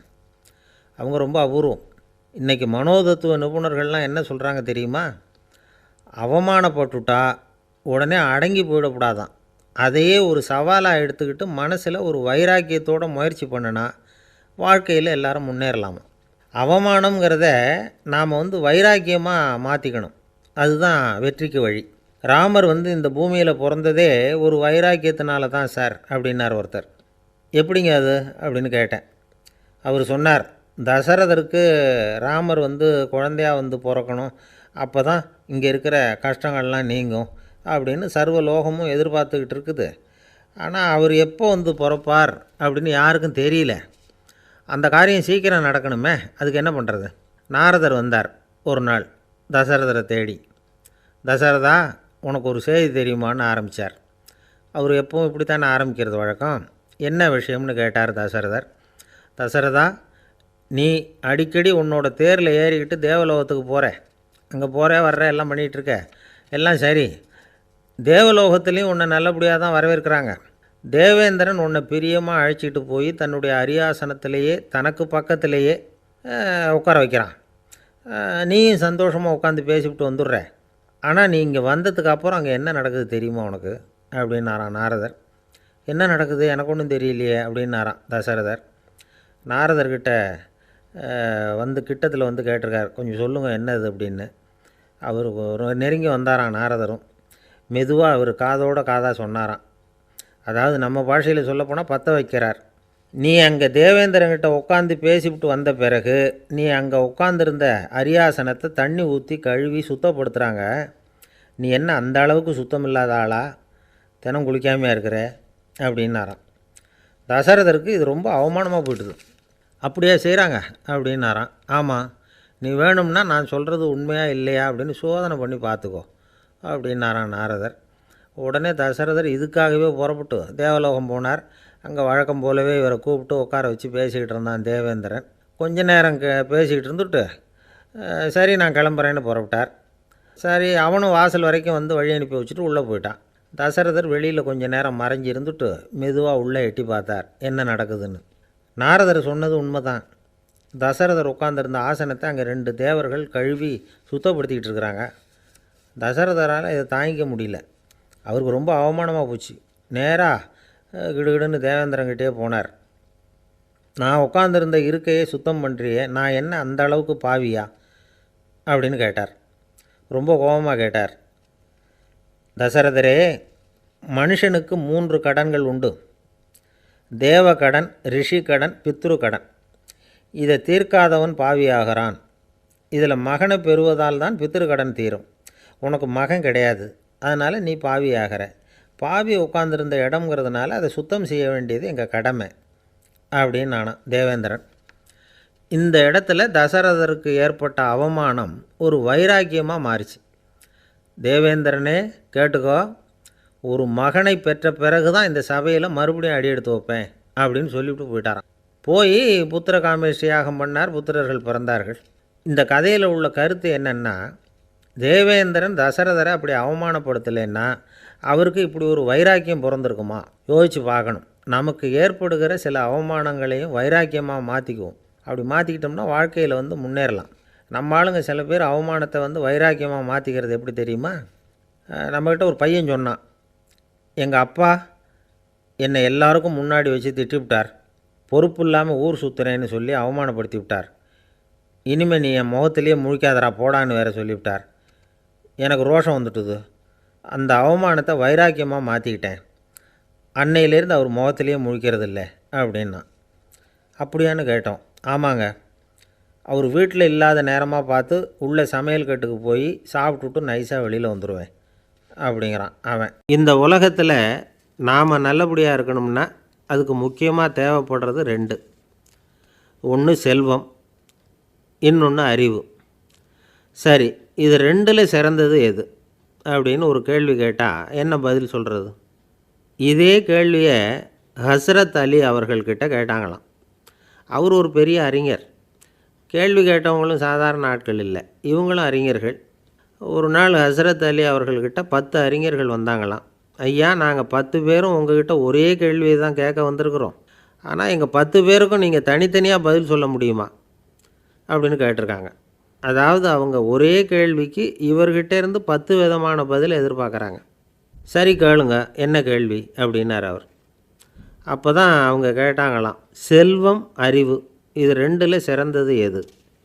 இதுதான் கேள்வி. ஹஸ்ரத் அலி என்ன பண்ணார் தெரியுமா? அவங்கள ஒவ்வொருத்தராக கூப்பிட்டார். ஒவ்வொரு விதமான பதிலை சொல்லி அனுப்புனார். முதல்ல ஒருத்தரை கூப்பிட்டார், சொன்னார், அறிவுங்கிறது தீர்க்கதரிசிகள், ஞானிகள், மகான்கள் இவங்களோட பரம்பரை சொத்து. ஆனால் செல்வங்கிறது கொடுங்கோலரின் ஆயுதம். அதனால் அறிவு தான் சிறந்தது அப்படின்னார். ரெண்டாவது ஆளை கூப்பிட்டார். உங்ககிட்ட செல்வம் இருந்தால் நீங்கள் தான் அதை காப்பாற்றணும். ஆனால் அறிவு உங்களை எப்பவும் காப்பாற்றும். ஆகவே அறிவு தான் சிறந்தது அப்படின்னார். மூணாவது ஆளை கூப்பிட்டார். செல்வந்தனுக்கு எப்போதும் விரோதிகள் அதிகம், ஆனால் அறிஞனுக்கு நண்பர்கள் அதிகம். அதனால் அறிவு தான் சிறந்ததுன்னார். அடுத்தவரை கூப்பிட்டார். செல்வம் அடுத்தவங்களுக்கு கொடுக்க கொடுக்க குறையும், ஆனால் கல்விங்கிறது அதிகரிச்சுக்கிட்டே வரும், கொடுக்கறதுனால குறையாது. அதனால் அறிவு தான் சிறந்ததுன்னார். இன்னொருத்தரை கூப்பிட்டார். அறிவுள்ளவன் எப்பவும் அதை அடுத்தவங்களுக்கு வாரி வழங்கிக்கிட்டே இருப்பான். அதனால் அவங்ககிட்ட தாராளத்தன்மை இருக்கும். ஆனால் செல்வந்தன்கிட்ட கஞ்சத்தனம் தான் இருக்கும். அதனால் அறிவு தான் சிறந்ததுன்னார். ஆறாவது நபரை கூப்பிட்டார். செல்வத்தை கள்வர்கள் திருடிட்டு போக முடியும், ஆனால் அறிவை அப்படி திருடிட்டு போக முடியாது அப்படின்னார். ஏழாவது நபரை கூப்பிட்டார். செல்வம் கால ஓட்டத்தில் அழிஞ்சிரும், ஆனால் அறிவை கால ஓட்டம் ஒன்றும் பண்ண முடியாது. ஆகவே அறிவே சிறந்ததுன்னார். எட்டாவது ஆளை கூப்பிட்டு சொன்னார், செல்வத்துக்கு எப்பவும் எல்லை உண்டு, நிறை உண்டு, அளவு உண்டு, கணக்கு உண்டு. ஆனால் அறிவுக்கு அப்படிப்பட்ட எல்லை எதுவும் கிடையாது. அதனால் அதுதான் சிறந்ததுன்னார். அடுத்தவனை கூப்பிட்டார். செல்வம் உள்ளத்தில் உள்ள ஒளியை போக்கிவிடும், இருட்டை உண்டாக்கிவிடும், விரிந்த மனப்பான்மையை குறுகலாக்கிவிடும். ஆனால் அறிவு அப்படி இல்லை, இருண்ட உள்ளத்தில் ஒளியை பாய்ச்சி அதை விசாலப்படுத்துது. அதுதான் சிறந்ததுன்னார். கடைசியாக 10வது நபரை கூப்பிட்டார். செல்வம் மனசில் செருக்கை உண்டாக்குது, ஆணவத்தை ஏற்படுத்துது. அதனால் நானே கடவுள்னு நினைக்கிற அளவுக்கு மனுஷனை தாழ்த்தி விடுது. ஆனால் அறிவு பணிவையும் பண்பாட்டையும் வளர்க்குது. அதனால் அறிவு தான் சிறந்ததுன்னார். ஆக இப்படி 10 பேருக்கும் 10 விதமாக பதில் சொன்னது மூலமாக ஹஸ்ரத் அலி அவர்கள் அறிவு தான் செல்வத்தை விட சிறந்தது அப்படிங்கிறதுக்கு 10 காரணங்களை சுட்டி காட்டியிருக்கார். அந்த அறிஞர் 10 பேர் கேட்ட ஒரே கேள்விக்கு 10 பதில் சொன்னார். நமக்கு வேண்டிய ஒருத்தர் 10 பேர் கேட்ட கேள்விக்கு ஒரே பதில் சொல்லி சமாளித்தார். கேள்வி என்ன தெரியுமா? என்கிட்ட வாங்கின கடனை எப்போயா திருப்பி கொடுக்க போகிற? இதுதான் அந்த 10 பேரும் கேட்ட ஒரே கேள்வி. இந்த மாதம் 26ஆம் தேதி தந்துடுறேன் அப்படிங்கிற ஒரே பதில் சொல்லி அவ்வளவு பேரையும் இவர் அனுப்பி வச்சுட்டாராம். எல்லாரும் போனதுக்கப்புறம் இவரை தனியாக கூப்பிட்டு கேட்டிருக்கிறாங்க. அது என்ன சார் கணக்கு, 26ஆம் தேதி அன்னைக்கு என்ன அதிசயம் நடக்க போகுது அப்படின்னு கேட்டிருக்காங்க. அதிசயம் அன்னைக்கு இல்லை, அதுக்கு நாளே நடக்க போகுதுன்னாராம். விவரமாக சொல்லுங்கன்னு இருக்காங்க. வேறு ஒன்றும் இல்லைங்க, 26ஆம் தேதி தானே எல்லாரையும் வர சொல்லியிருக்கிறேன், அதுக்கு நாளே நான் புறப்பட்டு தலைமறைவாயிட போகிறேன் அப்படின்னாராம் ரொம்ப பெருமையாக. பக்தின்னு சொல்கிறோம் இல்லையா, அது 3 வகைப்படும் அப்படிங்கிறார் ஒரு பெரியவர்.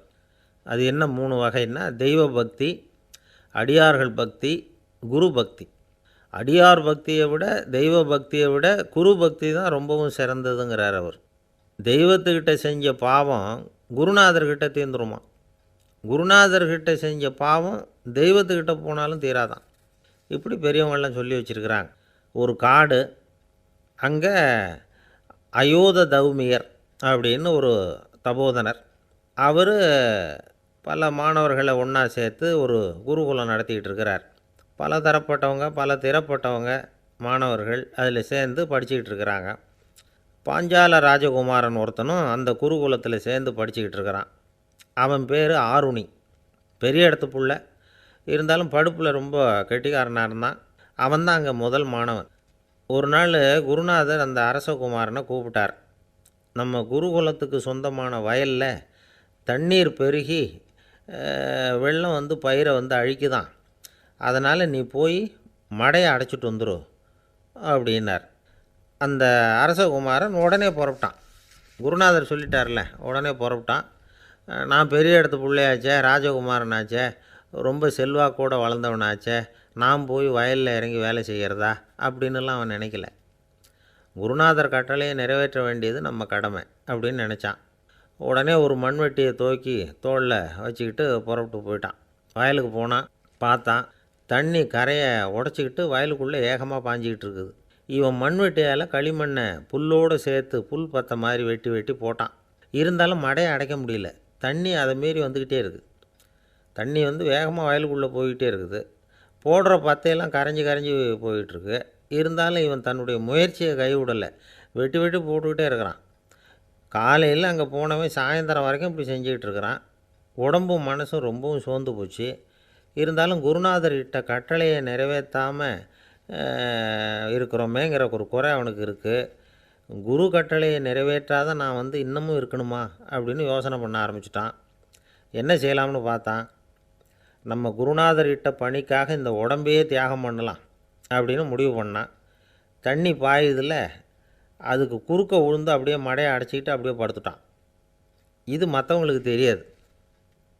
அன்னைக்கு ராத்திரி ஒரு விளக்கு முன்னாடி உட்காந்து குருநாதர் பிள்ளைங்களுக்கு பாடம் சொல்லி கொடுத்துக்கிட்டு இருக்கிறார். முதல் வரிசையில் இருக்கக்கூடிய ராஜகுமாரனை காணலை. நம்ம ஆருணி எங்கே போனா அப்படின்னு சொல்லி மற்ற மாணவர்களை விசாரித்தார். இப்போ அவங்க சொன்னாங்க, சுவாமி அவன் காலையில் வயலுக்கு வந்து மடையை அடைக்கிறதுக்காக போனான், நீங்கள் தான் போக சொன்னீங்க, இன்னும் திரும்பி வரல அப்படின்னு அவர் பையன். குருநாதர் உடனே ஒரு தீவெட்டி எடுத்துக்கிட்டு மாணவர்களை அழைச்சிக்கிட்டு வயலுக்கு போனார். அங்கே போய் பார்த்தா ஆளை காணும். ஆருணி ஆருணின்னு சொல்லி சத்தம் போட்டு கூப்பிட்டு பார்க்குறார். நான் இங்கே இருக்கேன் குருநாதா அப்படின்னு காலுக்கு அடியிலேருந்து ஒரு சத்தம் வருது. குனிஞ்சு பார்த்தா அவன் மடையில் படுத்துருக்குறான். என்னப்பா இதுன்னார். காலையிலேருந்து இந்த மடையை அடைச்சி பார்த்தேன் சுவாமி, முடியல, அதனால் இப்படி குறுக்க படுத்துட்டேன். என்னை தாண்டறதுக்கு பயந்து போய் தண்ணியே தேங்கி நின்றுட்டுது அப்படின்னா. அவனுடைய குரு பக்தியையும் அவனை தாண்டறதுக்கு அஞ்சு நிற்கிற தண்ணி தேக்கத்தையும் பார்த்துட்டு எல்லாரும் ரொம்ப ஆச்சரியப்பட்டு போயிட்டாங்களாம். ஆருணி எழுந்திரிச்சு வா அப்படின்னு கூப்பிட்டாரான் குருநாதர். அவன் தண்ணீரை பொழந்துக்கிட்டு எழுந்திரிச்சு வந்தானான். அதனால் அவனுக்கு வந்து உத்தாலகன் அப்படின்னு ஒரு பேர். உத்தாலகன்னா தண்ணீரை பிளந்தவன் அர்த்தம். அந்த உத்தாலகன் மாதிரி இந்த காலத்து மாணவர்களுக்கும் குரு பக்தி வேணும் அப்படின்னு சொன்னோம் ஒரு பள்ளிக்கூடத்தில். உடனே நிறைய மாணவர்கள் எழுந்திரிச்சு நின்னாங்க. சார், நீங்கள் எங்களை வந்து இன்னமும் சரியாக புரிஞ்சுக்கலன்னு நினைக்கிறோம். அன்னைக்காவது ஒருத்தன் அப்படி இருந்தான், இன்றைக்கி ஏகப்பட்ட உத்தாலகர்கள் இருக்கிறோம். எங்கள் வாத்தியார் கட்டளை இட்டால் இப்போவே அது மாதிரி வயலுக்கு போய் மடையில் குறுக்கப்படுத்துக்கிறதுக்கு இந்த வகுப்பில் உள்ள அத்தனை பேரும் தயாராக இருக்கிறோம் அப்படின்னாங்க. அப்படியா அப்படின்னு சொல்லி கேட்டோம் ரொம்ப சந்தோஷமாக. ஒருத்தன் ரொம்ப அடக்கமாக எழுந்திரிச்சான். அப்புறம் சொன்னான், ஆமாம் சார், வகுப்பில் வந்து இவர் நடத்துகிற பாடத்தை கேட்டுக்கிட்டு இருக்கிறத விட பேசாமல் போய் மடையில் படுத்துடுறது ஒன்றும் கஷ்டமான காரியமாக இருக்காது, அதனால தான் எல்லோரும் அங்கே போகிறேன்னு சொல்கிறோம் அப்படிங்கிறான். ஒரு கடைக்கு போனேன், 5 ரூபா பணத்தை எடுத்து கொடுத்தேன். ஒரு தினசரி பத்திரிக்கையை கேட்டேன். அவர் உடனே அங்கே அடுக்கி வச்சுருந்த பத்திரிக்கையில் ஒன்று எடுத்து என் கையில் கொடுத்தார், வாங்கிக்கிட்டேன். மீதி பணத்தை எடுத்தார், அதையும் என் கையில் கொடுக்கணும்ல, கொடுக்கல. எதிரில் இருந்த பலகையில் வச்சு எடுத்துக்க சொன்னார். எப்போவும் அவர் அப்படி தான் பண்ணுவார். நானும் எடுத்துக்கிட்டு வந்துடுவேன். இவர் ஏன் இப்படி பண்ணுறாருங்கிறது எனக்கு ரொம்ப நாளாக ஒரு சந்தேகம். ஒரு நாள் அவர்கிட்டயே இதை கேட்டுவிட்டேன். ஏங்க, நீங்கள் உங்கள் கடைக்கு வந்து பொருள்கள் வாங்குறவங்களுக்கு நீங்கள் பாக்கி சில்லறையை கொடுக்குறப்போ பலகையில் வச்சு விட்றீங்க, கையில் கொடுக்க மாட்டேங்கிறீங்களே, ஏன் அப்படின்னு கேட்டேன். காசை கையில் கொடுத்தா நம்மக்கிட்ட இருக்கிற லட்சுமி போயிடுவா சார் அப்படின்னார். அதாவது பணம் செலவாயிடும் அப்படின்னு அர்த்தமா. இன்னொரு நண்பர், அவர் ஒரு நாள் வழக்கத்துக்கு மாறாக ரொம்ப சோகமாக உட்காந்துருக்கிறார். ஏங்க என்னாச்சு, ஏன் இப்படி கப்பலே கவிழ்ந்தது மாதிரி உட்காந்துருக்குறீங்க அப்படின்னு கேட்டேன். கப்பலே கவிழ்ந்திருந்தா கூட நான் இப்படி கவலைப்பட மாட்டேன் சார், வேறு ஒன்று நடந்து போச்சுன்னார். என்னன்னு கேட்டேன். என் உச்சந்தலையில் பல்லி ஒன்று விழுந்துட்டுதுன்னார். அதுக்காகவா இப்படி அப்படின்னு ஆச்சரியப்பட்டேன். ஆமாங்க, பல்லி உச்சந்தலையில் விழுந்தால் பலன் என்னன்னு பஞ்சாங்கத்தில் பார்த்தேன், மரணம்னு போட்டிருக்கு அப்படின்னு சொல்லிவிட்டு அவர் தொடர்ந்து கவலைப்பட ஆரம்பிச்சிட்டார். இப்படியும் ஒருத்தர், என் கூட வேலை பார்க்குற ஒருத்தர் எப்படி தெரியுமா, தினமும் வலது காலை வச்சு தான் ஆஃபீஸுக்கு உள்ளே நுழைவார். என்றைக்காவது தவறுதலாக இடது காலை வச்சு உள்ளே வந்துட்டார்னா அன்னைக்கு பூரா மனசு சங்கடப்படுவார். எந்த வேலையும் சரியாக ஓடாது. கேரம் போர்டு ஆடுற ஒருத்தர் எப்போ ஆட உட்காந்தாலும் ஸ்ட்ரைக்கரை கை தவறி கீழே விழுற மாதிரி பண்ணி அதுக்கப்புறம் அதை எடுத்துக்கிட்டு ஆட உட்காருவார். ஏன்னா எப்போவோ ஒரு தடவை நிஜமாகவே அது கை தவறி கீழே விழுந்திருக்குது. அன்னைக்கு பிரமாதமாக ஜெயிச்சுட்டார். உடனே ஒரு முடிவுக்கு வந்துட்டார், கை தவறுனா லாபம் அப்படின்னு. அதுக்கப்புறம் அதையே பழக்கமாக்கிக்கிட்டார். பூனை குறுக்க போனால் சகுனம் சரியில்லைன்னு நினைக்கிறவங்க உண்டு. ஆனால் ஒருத்தர் எப்படி தெரியுமா, அவர் வெளியில் கிளம்புற சமயம் பக்கத்து வீட்டு ரேடியோவில் மியாவ் மியாவ் பூனைக்குட்டின்னு பாட்டு சத்தம் கேட்டால் கூட போதும், சகுனம் சரியில்லைன்னு பிரயாணத்தை கேன்சல் பண்ணிவிடுவார். இப்போ இவ்வளவும் எதுக்கு சொல்கிறோம்னா, அளவுக்கு மீறின சகுன நம்பிக்கைகள் இருக்குது பாருங்கள், இதோட பயமும் சேர்ந்துக்கிட்டதுன்னு வச்சுக்கோங்க, இது ஒருத்தருடைய மனநிலையை பாதிச்சிடும். இது உளவியல் நிபுணர்கள் சொல்கிற கருத்து. வாழ்க்கையே தடுமாற வச்சிரும். பாதுகாப்பு இல்லாத உணர்வு, ஒரு விதமான டிப்ரெஷன் மனநிலை, இதெல்லாம் தான் இதுக்கு காரணமாக அமையலாம். சில பேர் காய்கறி நறுக்க கத்தியை கையில் எடுத்தால் கூட நேரம் சரியாக இருக்கா அப்படின்னு பார்த்துட்டு தான் வேலையை ஆரம்பிக்கிறது வழக்கம். அறிவு தான் மனசுக்கு வாத்தியாராக இருக்கணும். அப்போ தான் வாழ்க்கை நிம்மதியாக இருக்கும். அறிவு மனசு சொல்கிறபடியெல்லாம் கேட்க ஆரம்பிச்சுட்டுதுன்னா இடைஞ்சல் தான்.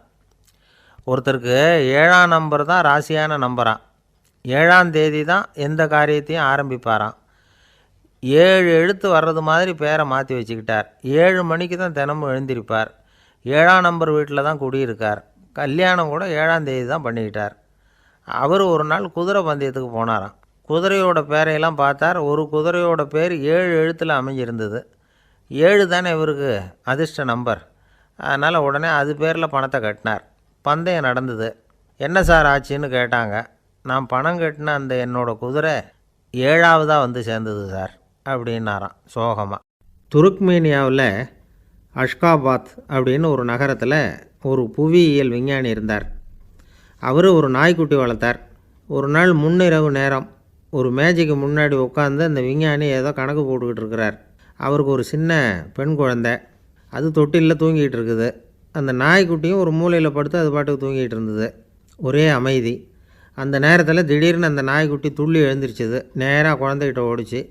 அந்த குழந்தைய அது போட்டிருந்த ட்ரெஸ்ஸோடு சேர்த்து கவ்வி தூக்குச்சு. தூக்கிக்கிட்டு வாசல் பக்கம் ஓடிச்சு. நாய்க்குட்டி குழந்தைய கவ்வி தூக்க முடியுமாங்கிற சந்தேகம் உங்களுக்கு இல்லையா?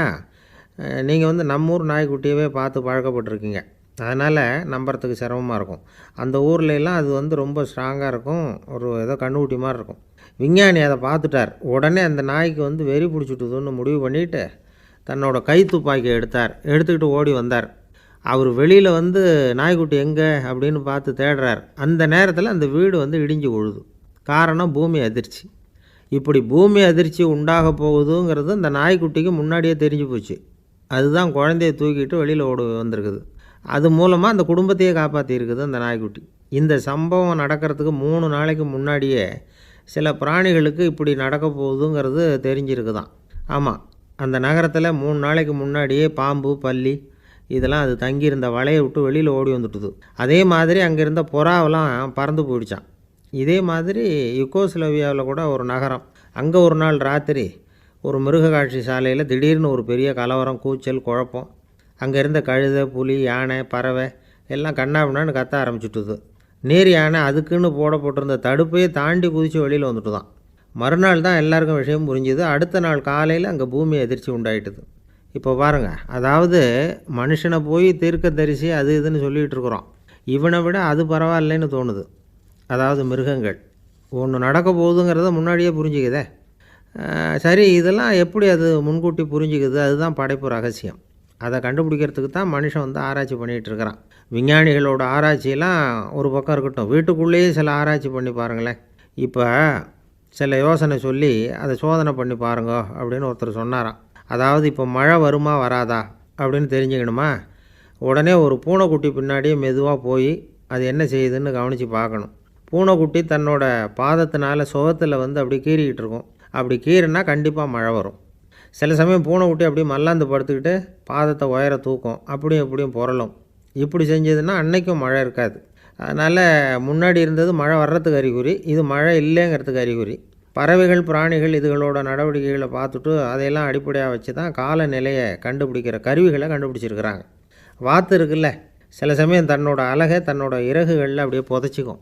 அப்படி செஞ்சால் குளிர்காலம் வரப்போகுதுன்னு அர்த்தம். பருவநிலை குளிராக மாறப்போகுதுங்கிறதுக்கு இதுதான் அறிகுறி. சிட்டுக்குருவி இருக்குதுல்ல, அதெல்லாம் புழுதியில் உழுந்து புரளும், சிறகுகளை படபடன்னு அடிச்சுக்கும். அப்படி செஞ்சால் மழை வரப்போகுதுன்னு அர்த்தம். ஒன்று மட்டும் நாம் நல்லா தெரிஞ்சுக்கணும். இயற்கையின் சீற்றம்னு சொல்கிறோம் இல்லையா, இயற்கை ஏன் நம்ம மேலே கோவப்படுது? இயற்கையை நாம் அனுசரித்து போகிறதில்ல, அதனால் கோவப்படுது. காடுகளை அழிக்கப்படாது, விலங்குகளை கொல்லக்கூடாது, இயற்கை ஏற்படுத்தி வச்சுருக்கிற சமநிலையை கெடுக்கக்கூடாது. அதை புரிஞ்சுக்கிட்டு வாழ்ந்தோம்னா பூமியும் நடுங்காது, நாமளும் நடுங்க வேண்டிய அவசியம் இருக்காது. ஒருத்தர் இருந்தார், சாராய கடைக்கு போனாராம், நிறைய சாப்பிட்டார். அப்புறம் சொன்னார், இது ரொம்ப அற்புதமான சரக்கு போல் இருக்குது, உள்ளே போன உடனே இந்த பூமியே நடுங்கிறது மாதிரி இருக்குது எனக்கு அப்படின்னாராம். இதுக்கு கடைக்காரர் சொல்லியிருக்கார், நீங்கள் சாப்பிட்டது வெறும் பச்சை தண்ணி தாங்க, இப்போ ஏற்பட்டிருக்கிறது நிஜம் பூமி அதிர்ச்சி அப்படின்னாராம். ஒரு ராஜா இருந்தார். நாடு பூராவும் நிறைய மரங்களை நட்டு வளர்க்கணுங்கிறது அவரோட ஆசை.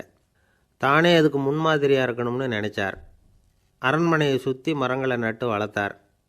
இதை பார்த்துட்டு ஜனங்களும் அவங்கவுங்க வீட்டை சுற்றி மரக்கன்றுகளை நட்டு வளர்த்தாங்க. கொஞ்ச காலத்தில் ஊர் பூரா பசுமையாக மாறிச்சு. எல்லாருக்கும் சந்தோஷமாக இருந்தது. இது ஒரு பக்கம் இருக்கட்டும். இப்போ நான் சொல்ல போகிற கதை வேறு.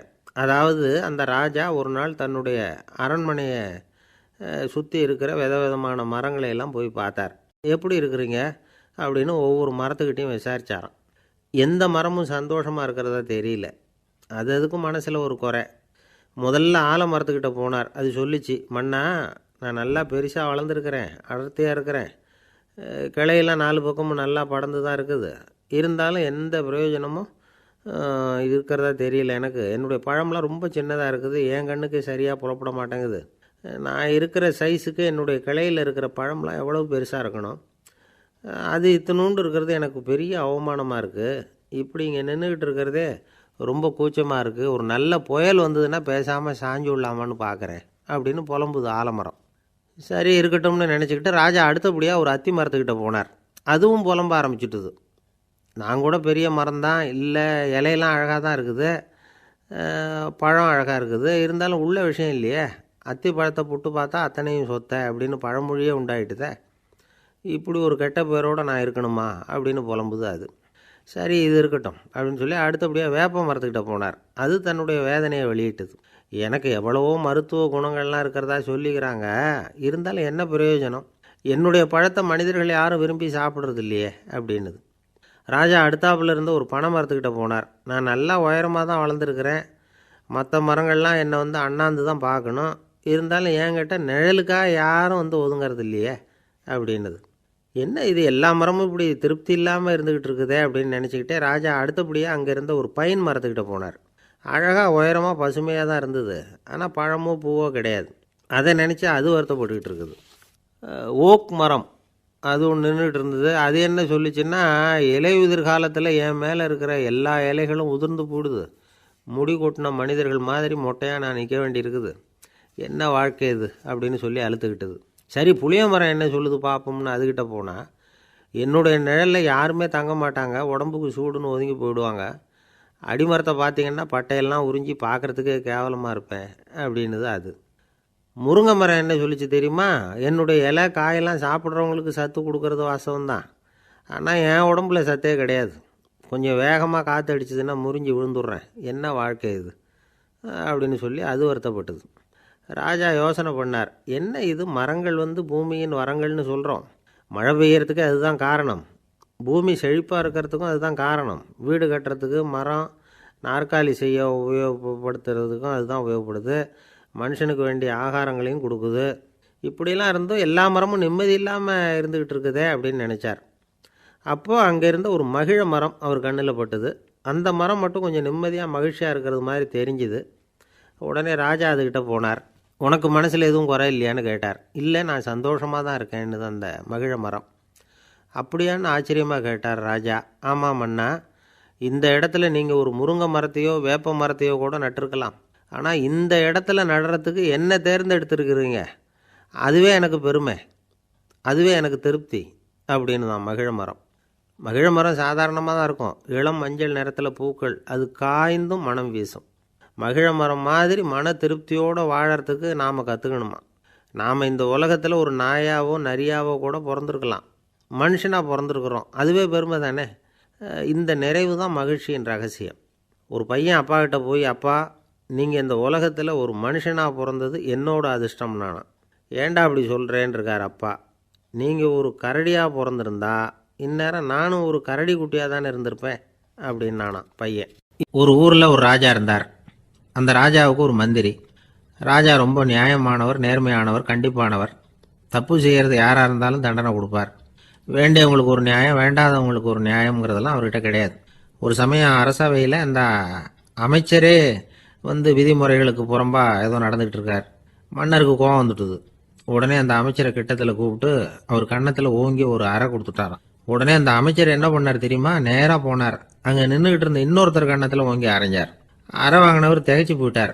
இவர் ஏன் நம்மளை அரைகிறார் அப்படின்னு யோசனை பண்ணார். மன்னரும் திகைச்சு போயிட்டார். நாம இவரை அரைஞ்சா அதுக்காக இவர் போய் இன்னொருத்தரை அரையணுமா அப்படின்னு யோசனை பண்ணார். இவருக்கு என்ன பைத்தியமானு கூட நினைக்க ஆரம்பிச்சுட்டார். ஆனால் என்ன ஆச்சுன்னா, அப்புறம் அமைச்சர் அவர் கவனிச்சுக்கிட்டு இருந்தாரா, அவர் இன்னொருத்தர் அரைஞ்சார் இல்லையா, அந்த அறை வாங்கின ஆசாமியை பார்த்து கத்திக்கிட்டு இருந்தார். யார்? அமைச்சர். ஏன்பா என்கிட்ட அறையை வாங்கிக்கிட்டு இப்படி விவரம் இல்லாமல் நின்றுட்டு இருக்கிறிய, நான் உனக்கு கொடுத்ததை நீ வேற யாருக்கிட்டையாவது கொடுத்துரு அப்படின்னார். உடனே அந்த ஆள் பார்த்தான். தனக்கு அடுத்தபடியாக நின்றுக்கிட்டு இருந்தவனை ஓங்கி ஒரு அறை அரைஞ்சான். அவன் கன்னத்தை தடவிட்டே யோசனை பண்ணான். இது ஏதோ புரிஞ்சுக்கிட்ட மாதிரி அடுத்தாப்புல நின்றுட்டு இருந்தவனை அரைஞ்சான். இப்படி இந்த அறை மாறி மாறி போய்கிட்டே இருக்குது. ஊரு பூரா பிரயாணம் பண்ண ஆரம்பிச்சுட்டுது. அன்னைக்கு ராத்திரி அந்த ராஜா படுக்கிறதுக்காக போனார். அந்த நேரம் பார்த்து அவர் கன்னத்தில் பலார்னு ஒரு அறை விழுந்தது. நம்மளே அரையிறது யாரு அப்படின்னு அதிர்ச்சியோட மன்னர் திரும்பி பார்க்கறாரு. அரைஞ்சது அவரோட மனைவி. என்னாச்சு உனக்குன்னு கத்துனார் ராஜா. உங்களுக்கு தெரியாதா, ஊர் பூரா ஒருத்தர் மாற்றி ஒருத்தர் மூலமா இந்த அறை பிரயாணம் பண்ணிட்டு வருது அப்படின்னாங்க அந்த அம்மா. அப்படின்னா ஆரம்பிச்ச இடத்துக்கே வந்துட்டுதா அப்படின்னாராம் மன்னர். என்ன சொல்றீங்கன்னு கேட்டிருக்காங்க. இவர் விவரத்தை சொன்னாராம். அப்படின்னா நீங்க ஆரம்பிச்சு வச்ச இந்த விளையாட்டை நான் முடிச்சு வச்சுட்டேன் அப்படின்னாங்களாம் அந்த அம்மா. மறுநாள் காலை மறுபடியும் அரசவை கூடிச்சு. அந்த அமைச்சர் மன்னரை பார்த்து கேட்டார், என்ன மகாராஜா, என்கிட்ட கொடுத்ததை திருப்பி வாங்கிட்டீங்களா அப்படின்னாராம். இப்படி நடக்கும்னு நான் எதிர்பார்க்கவே இல்லைன்னார் மன்னர். ஆனால் நான் எதிர்பார்த்தேன். அது எங்கே போயிட போகுது, ஊர் பூரா சுற்றி கடைசியில் உங்ககிட்ட தான் சேரும் அப்படிங்கிறது எனக்கு தெரியும் அப்படின்னார் அமைச்சர். இந்த கதை வேடிக்கையாக இருந்தால் கூட இதில் உள்ள கருத்து முக்கியமானது. இந்த உலகத்தில் பல கருத்துக்கள் இப்படி தான் மாறி மாறி சுற்றி வந்துக்கிட்டே இருக்குது. நம்மளும் ஒருத்தன் தன்னுடைய நண்பன் ஒருத்தனை கடத்தெருவில் பார்த்தான். உடனே ஓடி போய் பலார்னு ஒரு அறை கொடுத்தானான். அவன் கன்னத்தை தடவிட்டு ஏன்டா என்ன அரைஞ்சேன்னு கேட்டிருக்கான். நீ ஏன்டா என்ன முட்டாள்னு என் மனைவிட்ட போய் சொன்னேன் அப்படின்ட்டுருக்கான் அவன். உன்னை ஒரு முட்டாள்னு சொன்னதுக்காகவா நீ என்ன அரைஞ்ச அப்படின்னு கேட்டிருக்கான் இவன். டேய், நான் அதுக்காக அறையலப்பா, அது ஒரு பெரிய ரகசியம். நான் முட்டாளுங்கிறது அந்த ரகசியத்தை நீ ஏன் எங்கள் வீட்டில் போய் சொன்னேன், அதுக்காக தான் அரைஞ்சேன் அப்படின்னு நானா. ஒரு ஊரில் ஒரு ராஜா இருந்தார். அவர் ஒரு பூனை வளர்த்தார். ரொம்ப செல்லமாக அவர் அந்த பூனையை வளர்த்தார். அவர் என்ன பண்ணுவார் தெரியுமா? இரவு நேரத்தில் அந்த பூனையோட தலையில் ஒரு விளக்கை வச்சுருவார். அந்த பூனை ரொம்ப ஜாக்கிரதையாக அந்த விளக்கு கீழே விழுந்துடாமல் பார்த்துக்கும். தலையை ஆட்டாமல் ரொம்ப நிதானமாக ராஜா பின்னாடி நடந்து போய்கிட்டே இருக்கும். அந்த விளக்கு வெளிச்சத்தில் எல்லா வேலைகளையும் செஞ்சுருவார். கையில் ஒரு விளக்கை தனியாக எடுத்துகிட்டு போக வேண்டிய அவசியமே இல்லை. விளக்கை தூக்கிட்டு போகிற வேலையை அந்த பூனை பார்த்துக்கும். அதனால் ராஜாவுக்கு அந்த பூனை மேலே ரொம்ப பிரியம். மந்திரிகளையெல்லாம் கூப்பிட்டு அவங்கக்கிட்ட சொல்லுவார், பார்த்தீங்களா இந்த பூனை எவ்வளவு விசுவாசமாக நடக்குது, என் பேரில் எவ்வளவு மரியாதை பார்த்தீங்களா அதுக்கு அப்படிம்பார். இதை கேட்டுவிட்டு அங்கேருந்த அமைச்சர்களில் ஒருத்தர் சொன்னார், மன்னா நீங்கள் சொல்கிறது சரிதான், இருந்தாலும் இந்த பூனையோட விசுவாசத்தை நாம் கொஞ்சம் சோதித்து பார்க்க வேண்டியிருக்கு அப்படின்னாராம். சரி, உங்கள் ஆசையை ஏன் கெடுக்கணும், நல்லா சோதித்து பாருங்கள் அப்படின்னு சொல்லிவிட்டார் ராஜா. உடனே அந்த அமைச்சர் என்ன பண்ணார் தெரியுமா? எங்கேயோ புறப்பட்டு போனார். ஒரு 5-6 எலிகளை பிடிச்சிக்கிட்டு வந்தார். அரண்மனையில் ராஜா ஏதோ வேலை பார்த்துக்கிட்டு இருக்கிறாரு. பக்கத்தில் அந்த பூனை ரொம்ப பணிவாக நின்றுக்கிட்டு இருக்குது. அது தலையில் விளக்கு எரிஞ்சிக்கிட்டு இருக்கு. அமைச்சர் தான் பிடிச்சிக்கிட்டு வந்த எலிகளை அந்த பூனை பார்வையில் படுறது மாதிரி எதிரில் விட்டார். அந்த எலிகள்லாம் அங்கேயும் இங்கேயும் ஓட ஆரம்பிச்சிது. அதை பார்த்தது பூனை. அவ்வளவுதான். தலையில் இருக்கிற விளக்கை பற்றியும் கவலைப்படலை, ராஜாவை பற்றியும் கவலைப்படலை. ஒரே பாய்ச்சலாக பாஞ்சு எலிகளை துரத்த ஆரம்பிச்சுட்டுது. தலையில் இருந்த விளக்கு எங்கேயோ போய் விழுந்தது, அணைஞ்சு போச்சு. இருட்டில் ராஜா தடுமாற ஆரம்பிச்சுட்டார். இந்த சமயத்தில் அந்த அமைச்சர் மறுபடியும் விளக்கை ஏற்றினார். வெளிச்சம் வந்தது.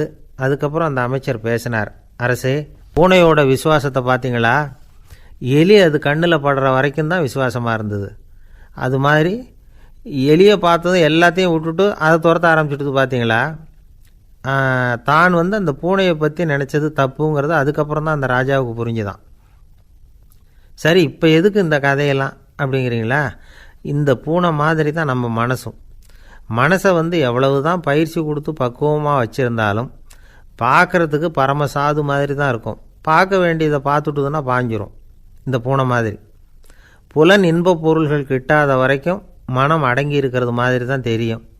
கொஞ்சம் வாய்ப்பு கிடைச்சாலும் அது குதிக்க ஆரம்பிச்சிரும், தப்பு பண்ண ஆரம்பிச்சிரும். பெரிய பெரிய முனிவர்கள் வாழ்க்கையில் நடந்த வீழ்ச்சி இதை தான் நிரூபிக்குது. புலன்களின் ஆற்றல் அதிகம், அதனால் மனக்கட்டுப்பாடு பயிற்சிகளில் ரொம்ப எச்சரிக்கையாக இருக்கணுங்கிறார் சுவாமி சிவானந்தர். மது பழக்கத்தையே விட்டுவிட்டேன்னு உறுதியாக இருப்பான். கடை கண்ணில் பட்டுவிட்டுதுன்னா கால் அவனை கேட்காமலே இழுத்துக்கிட்டு உள்ளே போயிடும். இதுதான் மனசுங்கிறது. அதுதான் அந்த ராஜா வளர்த்த பூனை. நம்மால் ஒருத்தன் அந்த ராஜா பூனை தலையில் விளக்க வச்சது மாதிரி இவன் தன்னுடைய தலையிலேயே ஒரு விளக்கை ஏற்றி வச்சுக்கிட்டு என்னத்தையோ தேட ஆரம்பித்தான். தேடிக்கிட்டு இருக்கிறான். தலையை ஆட்டாமல் நிதானமாக நடந்து ரொம்ப நேரமாக தேடிகிட்டு இருக்கிறான். அந்த சமயம் அங்கே ஒருத்தர் என்னத்தை தேடுறீங்கன்னு கேட்டார். அதுதான் மறந்து போச்சு அப்படின்னு இழுத்தான். சரி, கொஞ்சம் இப்படி உட்காருங்க, ஞாபகம் வந்ததும் தேட ஆரம்பிக்கலாம் அப்படின்னார் அவர். இவன் கொஞ்ச நேரம் உட்காந்து யோசித்தான். அப்புறம் திடீர்னு எழுந்திரிச்சான். ஞாபகம் வந்துட்டுதுன்னா. என்னன்னு கேட்டார். எங்கள் வீட்டில் இருந்த விளக்கை எங்கே வச்சேன்னு தெரியல, அதை தான் தேடிக்கிட்டு இருக்கிறேன், ஏற்றி வைக்கலாம்னு பார்க்குறேன் அப்படின்னா. ஜவஹர்லால் நேரு பிரதமராக இருந்த சமயம் அவர் ஒரு தடவை சென்னைக்கு வந்திருக்கிறார். இங்கே சில முக்கிய நிகழ்ச்சிகளில் கலந்துக்கிறதுக்காக வந்திருந்தார். ஆளுநர் மாளிகையில் ஒரு நாள் ராத்திரி தங்கி மறுநாள் புதுடெல்லி புறப்படுறதாக ஏற்பாடு. நிகழ்ச்சியிலெல்லாம் முடிச்சுக்கிட்டு ஆளுநர் மாளிகையில் தங்கியிருக்கிறார். அன்றைக்கு இரவு படிக்கிறதுக்கு ஒரு முக்கியமான புத்தகம் அவருக்கு தேவைப்பட்டது. அந்த சமயத்தில் உலக அளவில் ஒரு முக்கியமான பொருளாதாரம் சம்பந்தமான ஒரு புத்தகம் வெளியாகி இருக்கிற விஷயம் அவருக்கு தெரியும். அந்த புத்தகம் மெட்ராஸுக்கு வந்திருக்குமா, அது இங்கே கிடைக்குமா அப்படின்னு விசாரிச்சிருக்கிறார் நேருஜி. அவர் இப்படி கேட்ட உடனே அங்கே இருந்தவங்கள்லாம் ரொம்ப பரபரப்பாக செயல்பட ஆரம்பிச்சுட்டாங்க. முக்கியமான இடங்கள்ல எல்லாம் விசாரிச்சிருக்கிறாங்க அந்த புத்தகம் உங்கள்கிட்ட இருக்கான்னு. சென்னையில் உள்ள கன்னிமாரா நூல் நிலையத்துக்கு எப்படியும் அந்த புத்தகம் வந்திருக்கணும் அப்படின்னு ஒரு நம்பிக்கை. அங்கே விசாரித்தாங்க. அந்த புத்தகம் 2 நாளைக்கு முன்னாடி தான் அங்கே வந்திருக்குது அப்படிங்கிற விஷயம் தெரிஞ்சுது. உடனே எல்லோரும் அங்கே ஓடினாங்க. அவங்களுக்கு இன்னொரு சந்தேகம். புத்தகம் வந்திருக்கு சரி, அது இந்த சமயத்தில் வேறு யாரும் படிக்கிறதுக்கு எடுத்துகிட்டு போயிருக்கக்கூடாதே அப்படிங்கிற சந்தேகம் இருந்தாலும் மனசுக்குள்ளே ஒரு தைரியம். இப்படி ஒரு புத்தகம் வெளிவந்திருக்கிற விஷயமே நேருஜி சொல்லி தான் நமக்கே தெரியும். அதுவும் இல்லாமல் உலக பொருளாதாரம் சம்பந்தமான ஏதோ ஒரு புத்தகம் அது. அதை போய் இந்த நேரத்தில் அவ்வளவு ஆர்வமாக யார் எடுத்துகிட்டு போயிட போகிறாங்க அப்படிங்கிற தைரியம். இந்த தைரியத்தோடு அந்த நூல் நிலையத்துக்கு ஓடினாங்க. புத்தகத்தை தேடினா அது கிடைக்கல. யாரோ எடுத்துகிட்டு போயிருக்கிறாங்க. நேருவுக்கு மட்டுமே தெரிஞ்சிருந்த அந்த புத்தகம் பற்றின விஷயம் சென்னையில் வேறு ஒருத்தருக்கும் தெரிஞ்சிருக்குது. உடனே எல்லோரும் பரபரப்பாக அதுக்குன்னு இருக்கிற ரிஜிஸ்டர் இருக்குல்ல, பதிவேடு, அதை புரட்டி பார்க்குறாங்க யார் எடுத்துகிட்டு போகிறாங்கன்னு தெரிஞ்சுக்கிறதுக்காக. எடுத்துகிட்டு போனவங்க அதில் கையெழுத்து போட்டிருப்பாங்கல்ல, அதை பார்த்து யாருன்னு தெரிஞ்சுக்கலாம் அப்படிங்கிறதுக்காக தான் அதை புரட்டுறாங்க. அதோ அந்த புத்தகத்தோட பேர் பக்கத்தில் அதை எடுத்துக்கிட்டு போனவங்க கையெழுத்து உத்து பார்க்குறாங்க எல்லாரும். அதில் போட்டிருக்குது பேர் CN அண்ணாதுரை அப்படின்னு எழுதியிருந்தது. அவர் தான் பேரறிஞர் அண்ணா. நேரு படிக்க விரும்பின ஒரு புத்தகத்தை அதே நேரம் படிக்க விரும்பின இன்னொரு தலைவர் இவர். படிக்கிறதுல அவருக்கு இருந்த ஆர்வத்தை நாம் தெரிஞ்சுக்கணும்னா அதுக்கு எவ்வளவோ சம்பவங்கள் இருக்குது. கடைசி காலத்தில் அவர் அடையாறு மருத்துவமனையில் படுத்திருக்கிறார். அவருக்கு ஒரு முக்கியமான அறுவை சிகிச்சை செய்ய வேண்டியிருக்குது அவசரமாக. அமெரிக்காவிலேருந்து டாக்டர் மில்லர் வந்திருக்கிறார். அவர்கிட்ட கேட்குறார், டாக்டர் நாளைக்கே அறுவை சிகிச்சை செய்ய போகிறீங்களா அப்படின்னு. ஆமாங்கிறார் டாக்டர் மில்லர். நாளைக்கு மறுநாள் செஞ்சுக்கிறேனே அப்படின்னாரான் அண்ணா. ஏன் ஏதாவது நாள் பார்க்குறீங்களான்னு கேட்டிருக்கார். இல்லை, ஒரு புத்தகத்தை படிச்சுக்கிட்டு இருக்கிறேன், அதை நாளைக்குள்ளே முடிச்சிருவேன், அதுக்கப்புறம் நான் இறந்தாலும் கவலை இல்லை அப்படின்னாரான் இவர். அவர் தான் அறிஞர் அண்ணா. சங்ககால நூல்கள்லேருந்து சமீபத்தில் வந்த நூல்கள் வரைக்கும் எல்லாம் அவர் படிச்சிருக்கிறார். ஒரு திருமண விழாவில் அவர் பேசும்பொழுது சொன்ன விஷயம் இது. சங்க காலத்தில் காதலியை மணக்க விரும்புகிறவனுக்கு அவனுடைய தந்தை வீர சோதனைகள்லாம் வைப்பார். போய் புலிப்பல் கொண்டுக்கிட்டு வா, அப்போ தான் என் பொண்ணை கொடுப்பேன் அப்படின்னு சொல்லுவார். காதலன் உடனே காட்டுக்கு போவான், ஒரு புலியை கொன்று அதனுடைய பல்லை கொண்டுக்கிட்டு வருவான். அதை வீர பதக்கத்தில் பதித்து அவனுக்கு மாமனார் சூட்டுவார் கல்யாண சமயத்தில். இப்போலாம் காதலன் கிட்ட அப்படி சொல்ல முடியாது. இப்போலாம் காதலன்கிட்ட காட்டுக்கு போய் புலிப்பல் கொண்டுக்கிட்டு வான்னு யாராவது சொன்னால் புலி தான் மாப்பிள்ளையாக வந்து சேரும் அப்படின்னார். ஒரு இலக்கிய கூட்டம் ஏற்பாடு பண்ணியிருக்கிறோம், நீங்கள் அவசியம் வந்து அதில் பேசணும் அப்படின்னு கேட்டுக்கிட்டார் ஒருத்தர். வேணாங்க, 4 பேருக்கு முன்னாடி வந்து நிற்கிறதுனா எனக்கு ரொம்ப கூச்சமாக இருக்கும் அப்படின்னார் இவர். ஏன் சார் இன்னமும் குழந்த மாதிரி கூச்சப்படுறீங்களே அப்படின்னார் அவர் ஒரு மாதிரியாக சமாளித்து அனுப்பி வச்சுட்டு அதுக்கப்புறம் அதை பற்றி இவர் யோசித்து பார்த்துருக்கார். சில நிபுணர்கள் எழுதியிருக்கிறத படித்தும் பார்த்துருக்கிறார். மனோதத்துவ நிபுணர்கள் என்ன சொல்கிறாங்க தெரியுமா? 10லேருந்து 20% குழந்தைகள் பிறக்கிறப்பவே கூச்ச சுபாவம் கொண்டதாக தான் இருக்குதான். ஒரு தாத்தா தன்னோட பேர பிள்ளைய ஆசையாக கூப்பிடுறார் விளையாட்டு காட்ட, அதை அழுதுகிட்டு ஓடி போகுது. ஒரு அம்மா தன்னோட பிள்ளைய பள்ளிக்கூடத்தில் சேர்க்கறதுக்காக கூப்பிட்டுக்கிட்டு போகிறாங்க. அந்த புள்ள அம்மாவோட முந்தானையில் ஒளிஞ்சிக்கிட்டு வெளில வரமாட்டேங்குது. இவங்களெல்லாம் எப்படி சமாளிக்கிறது? குழந்தைகளோட கூச்ச சுபாவத்தை போக்குறது எப்படி? இதுக்கு நிபுணர்கள் சில யோசனைகளை சொல்லியிருக்கிறாங்க. மற்றவங்களுக்கு முன்னாடி என் பையனுக்கு கூச்சம் ரொம்ப அதிகம் சார், மற்றவங்க பார்த்தா ரொம்ப வெக்கப்படுறான், இப்படி சொல்கிற அப்பாக்கள் உண்டு. என் பையன் புது மனுஷாலை பார்த்தா அட்டையாக ஒட்டிக்குவான் சார் அப்படின்னு சொல்கிற அப்பாக்களும் உண்டு. இப்படிலாம் குழந்தைகளுக்கு வந்து முத்திரை குத்துறது ரொம்ப தப்பான். புதுசாக யாராவது வீட்டுக்கு வந்தால் குழந்தை தானாக தன்னோட கூச்சத்தையும் பயத்தையும் போக்கிக்கிட்டு சகஜமாக மாறி வர்றதுக்கு வாய்ப்பு கொடுக்கணுமா.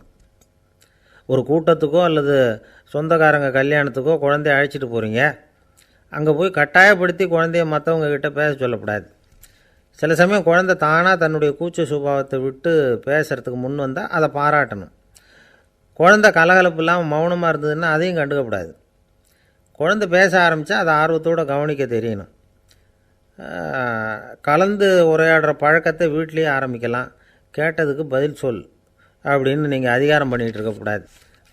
அது வந்து குழந்தைக்கு பேசுகிற சந்தர்ப்பத்தை குறைச்சிருமா. இப்போ நாம் அதிகாரம் பண்ணால் கேலி செய்கிற பழக்கம் குழந்தைகளை வந்து ரொம்ப பாதிச்சிருமா. பெரியவங்களானதுக்கு அப்புறமும் சில பேர் கூச்சத்தோடவும் பயத்தோடவும் இருக்கிறதுக்கு இதுதான் காரணம். சின்ன வயசில் அவங்கெல்லாம் ஏதாவது கேலிக்கு ஆளாகி இருப்பாங்க. 2வது குழந்தை மூத்த குழந்தைய வந்து கேலிக்கு ஆளாகிற சந்தர்ப்பங்களை கண்டு கேலி பண்ணினா அது இளம் நெஞ்சங்களை விட்டு நீங்கிறதே இல்லையா. எப்பவும் குழந்தையோட நடை உடை பாவனைகளை பற்றி சொல்லிக்கிட்டே இருக்கக்கூடாதான். அதுவே கூச்ச சுபாவத்தை கொண்டுட்டு வந்துடுமா. அப்பா எங்கேன்னு யாராவது கேட்டால் இது மாதிரி இன்ன காரியத்துக்காக வெளியில் போயிருக்கார், இத்தனை மணிக்கு திரும்பி வருவார் அப்படின்னு சொல்கிற அளவுக்கு குழந்தைகளை வந்து பழக்கப்படுத்தி வைக்கணும். ஃபோன்லேயே யாராவது விசாரித்தா கூட இது மாதிரி பதில் சொல்லு அப்படின்னு சொல்லணும். சின்ன சின்ன மீட்டிங்கில் 4 வார்த்தை பேச தயார் பண்ணலாம். ஒரு கடையிலையோ அல்லது ஹோட்டல்லையோ ஏதாவது விவரம் கேட்கணும்னா உங்கள் குழந்தைய தைரியமாக அனுப்புங்க. குழந்தைகள் பணிவாகவும் பொறுமையாகவும் விவரம் கேட்குறப்போ கூச்ச சுபாவம் தானாக போயிடும். சின்ன வயசுலேயே இப்படிலாம் பழக்கப்படுத்தினா தான் வருங்காலத்தில் தைரியமாக இந்த சமுதாயத்தில் வாழ முடியும். இல்லைன்னா 60 வயசுலேயும் அடுப்பங்கரையை விட்டு வெளில வர்றதுக்கு கூச்சப்பட்டுக்கிட்டு தான் இருக்க வேண்டியிருக்கும். இந்த காலத்து பிள்ளைங்க எவ்வளவோ பரவாயில்ல, எதுக்கும் தயங்குறதில்ல, கூச்சப்படுறதில்ல. ஒரு அம்மா அடுப்பங்கரையிலேருந்து சத்தம் போட்டாங்க, டேய் ராமு, தயவு பண்ணி அந்த டிவியை நிறுத்துறா, அந்த பெண்ணோட குரல் மகா மோசம், அடுப்பங்கரையில் இருக்கிற என்னாலேயே அதை சகிச்சிக்க முடியல அப்படின்னாங்களாம். உடனே பையன் கொஞ்சம் கூட தயங்காமல் பதில் சொல்கிறான், அம்மா இந்த குரல் டிவியிலேருந்து வரல, எதிர்த்த விட்டு மாமி தான் இங்கே வந்திருக்கிறாங்க, அவங்க தான் இப்போ என்னோட பேசிக்கிட்டு இருக்கிறாங்க அப்படின்னு நான். ஒரு விவசாயி விதைக்கிறதுக்காக வயல்வெளி பக்கம் போகிறார். விதைகளை அள்ளி வீசினார். அப்போ என்ன ஆச்சுன்னா சில விதைகள் வந்து பாதை ஓரத்தில் விழுந்தது, சில விதைகள் முள் செடிகள் மண்டி இருந்த புதருக்கு இடையில் விழுந்தது, சில விதைகள் நல்ல நிலத்தில் விழுந்தது. பாதை ஓரத்தில் விழுந்த விதை என்ன ஆச்சுன்னா அதெல்லாம் பறவைகள் கண்ணில் போட்டுவிட்டுது. உடனே வந்து உட்காந்து கொத்தி தின்னுட்டு போட்டுது. அதிகமாக மண் இல்லாத பாறை பகுதியில் விழுந்த விதையெல்லாம் லேசாக வேர் விட்டு முளைக்க ஆரம்பிச்சிது. அதுக்கப்புறம் வேர் கீழேயும் ஆழமாக போக முடியல, மேலேயும் சூரிய வெப்பம் அதிகம் தாங்க முடியல, எல்லாம் காஞ்சி கருகி போட்டுது. புதர் பகுதியில் சில விதைகள் விழுந்தது இல்லையா, முள் செடிகள் காடாக மண்டி போயிருந்தது. அதனால் முளைச்சி வர்ற செடிக்கு நெருக்கடி அதிகமாக போட்டுது, சரியாக வளர முடியல, விளைச்சலும் சரியாக இல்லை. நல்ல நிலத்தில் விழுந்த விதைகள் மட்டும் நல்லா முளைச்சிது, நல்லா வளர்ந்தது, விளைச்சலும் பிரமாதமாக இருந்தது. இந்த கதையை சொல்லிவிட்டு கேட்க செவியுள்ளோர் கேட்கட்டும் அப்படிங்கிறார் இயேசு பெருமான். ஆமாம், இயேசு கடலில் நின்ற படகு ஒன்றில் உட்காந்துருக்கிறார். கடற்கரையில் ஏராளமான மக்கள் உட்காந்துருக்கிறாங்க. அந்த சமயத்தில் தான் இயேசு ஓமைகள் மூலமாக மக்களுக்கு பல உண்மைகளை சொல்லிகிட்டு இருக்கிறார். மக்கள் அந்த கதையை கேட்டுட்டு ஒன்றும் புரியாமல் முழிக்கிறாங்க. அதை கவனித்த இயேசு அந்த ஓமையை விளக்க ஆரம்பித்தார். இதில் அந்த விதைக்கிறவர் தான் இறைவன். அவருடைய வார்த்தைகளை விதைக்கிறார். அந்த வார்த்தைகளை கேட்கிற மக்கள் அந்த விழுந்த விதைகள் மாதிரி 4 வகையானவர்கள். சில பேர் பாதை ஓரத்தில் விழுந்த விதைகள் மாதிரி. இறைவன் வார்த்தைகளை அவங்க கேட்குறாங்க. ஆனால் தீய எண்ணங்கள் செய்கைகள் மூலமாக விதைக்கப்பட்ட வார்த்தைகள் அழிஞ்சு போடுது. இறைவன் வார்த்தைகளை கேட்ட உடனே மகிழ்ந்து போய் உடனே சில பேர் அதை ஏற்றுக்கிறாங்க. இவங்கெல்லாம் அந்த பாறை பகுதியில் விழுந்த விதைகள் மாதிரி. அதனால் இவங்கெல்லாம் வேறு இல்லாதவங்க. கொஞ்ச காலத்துக்கு இறை வார்த்தைகளுக்கு கீழ்ப்படிந்து நடப்பாங்க. அதனால் ஏதாவது இடைஞ்சல் ஏற்பட்டால் உடனே தடுமாறுவாங்க. தங்கள்கிட்ட இருக்கிற நல்ல பண்புகளை விட்டுட்டு பாவ வழிகளுக்கு போயிடுவாங்க. முள் செடிகளுக்கு இடையில் விழுந்த விதைகள் மாதிரி உள்ளவங்க யாருன்னா, இவங்களுக்கு உலக கவலை உண்டு, செல்வத்தின் மீது மயக்கம் உடையவர்கள். உலக ஆசைகள் இவங்களுக்குள்ளே பூந்துடுறதுனால அங்கே இருக்கிற நல்ல பண்புகள் மறைஞ்சு போயிடுது. அதனால் அவங்களும் உபயோகம் இல்லாதவங்களாக ஆயிடுறாங்க. நல்ல மனிதர்கள் நல்ல நிலத்தில் விழுந்த விதைகளுக்கு ஒப்பானவர்கள். இவங்க இறை வார்த்தையை கேட்குறாங்க, அதை ஏற்றுக்கிறாங்க, அவங்களும் நல்லபடியாக வாழுறாங்க, அடுத்தவங்களுக்கும் உபயோகமாக இருப்பாங்க. இதுதான் இயேசு சொன்ன விளக்கம். நல்ல வார்த்தைகளை கேளுங்கள், நல்ல வார்த்தைகளை ஏற்றுக்கொள்ளுங்கள், அடுத்தவங்களுக்கு உபயோகமாக இருங்க. இதுதான் பெரியவங்கள்லாம் நமக்கு சொல்லுகிற உபதேசம். ஒரு அப்பா தன்னுடைய மகனுக்கு உபதேசம் பண்ணார். இதை பாருப்பா, நல்ல வார்த்தைகளை கேட்கணும், எப்போதுமே மகன் அப்பா பேச்சை கேட்குறது நல்லது அப்படின்னாராம். நீ ஏதாவது ஒரு தப்பு பண்ணால் என் தலையில் ஒரு முடி நரைச்சி வெள்ளையாக போடும்பா, நீ செய்கிற ஒவ்வொரு தப்புக்கும் என் தலையில் ஒவ்வொரு முடி வெள்ளையாயிடும் அப்படின்னாராம். பையன் யோசித்தான், அப்பா இப்போ தான் எனக்கு புரியுது, தாத்தாவோட தலைமுடி பூராவும் வெள்ளையாக இருக்கிறதுக்கு என்ன காரணங்கிறது எனக்கு இப்போ தான் புரியுது அப்படின்னானா. வங்க நாவலாசிரியர் சரத் சந்திரர் ஒரு நண்பர் அவர்கிட்ட வந்தார். வழக்கமாக எல்லா எழுத்தாளர்கள்கிட்டையும் கேட்குற ஒரு கேள்வியை கேட்டார். நீங்கள் எழுத்துத்துறைக்கு வந்தது எப்படி? இதுதான் கேள்வி. அதை தெரிஞ்சு என்ன பிரயோஜனம்னார் சரத் சந்திரர். சும்மா சொல்லுங்களேன், தெரிஞ்சுக்கிறேன் அப்படின்னார் வந்தவர். சரி சொல்கிறேன்னு ஆரம்பித்தார். நான் ரங்கூனில் வேலை பார்த்துக்கிட்டு இருந்தேன். சம்பளம் பத்தல. வேலையும் பார்த்துக்கிட்டு ஒரு பலசரக்கு கடை வைக்கலாம்னு நினச்சேன். என்னால் மளிகை கடை வச்சு சரியாக நடத்த முடியுமாங்கிற சந்தேகம் என் மனைவிக்கு. அதை சோதனை பண்ணி பார்க்கணுங்கிறதுக்காக சில பொருள்களின் அளவு, அதோட விலை, இப்படி சிலதை சொல்லி எல்லாத்தையும் மனக்கணக்காக கூட்டி போட சொன்னாங்க. என்னால் சரியாக கூட்டி சொல்ல முடியல. உங்களால் மளிகை கடை நடத்த முடியாதுன்னு சொல்லிவிட்டாங்க. உடனே என்ன பண்ணுறது, வேறு வழி இல்லை, கதை எழுத ஆரம்பிச்சிட்டேன் அப்படின்னார். கேட்டவருக்கு சிரிப்பு வந்துட்டு தான். சரத் சந்திரர் ஒரு பக்கம் சீரியஸான நாவல்கள், சிறுகதைகள் எழுதியிருந்தாலும் அவருடைய இன்னொரு பக்கம் வேறு விதம். நண்பர்கள்கிட்ட பேசும்பொழுதும் சரி, அவர்களுக்கு கடிதங்கள் எழுதும்போதும் சரி, கேலியும் கிண்டலும் நகைச்சுவை உணர்வும் அதிகமாக இருக்கும். காந்திஜி ஒரு சமயம் கல்கத்தாவுக்கு வந்திருந்தார். தேசபக்தர்கள் பல பேர் அவர்கிட்ட பேசிக்கிட்டு இருந்தாங்க. அப்போது சரத் சந்திரரும் அங்கே இருந்தார். கிரண் சங்கர் ராய் அப்படிங்கிறவரும் அங்கே இருந்தார். அவர் சொன்னாராம், காந்திஜியோட பழகிய முதல் வங்காளி நான் தான். போயர் யுத்த காலத்தில் இவர் லண்டனுக்கு வந்திருந்தப்போ என்கிட்ட தான் வங்காள மொழி கற்றுக்கிட்டார் அப்படின்னாராம்.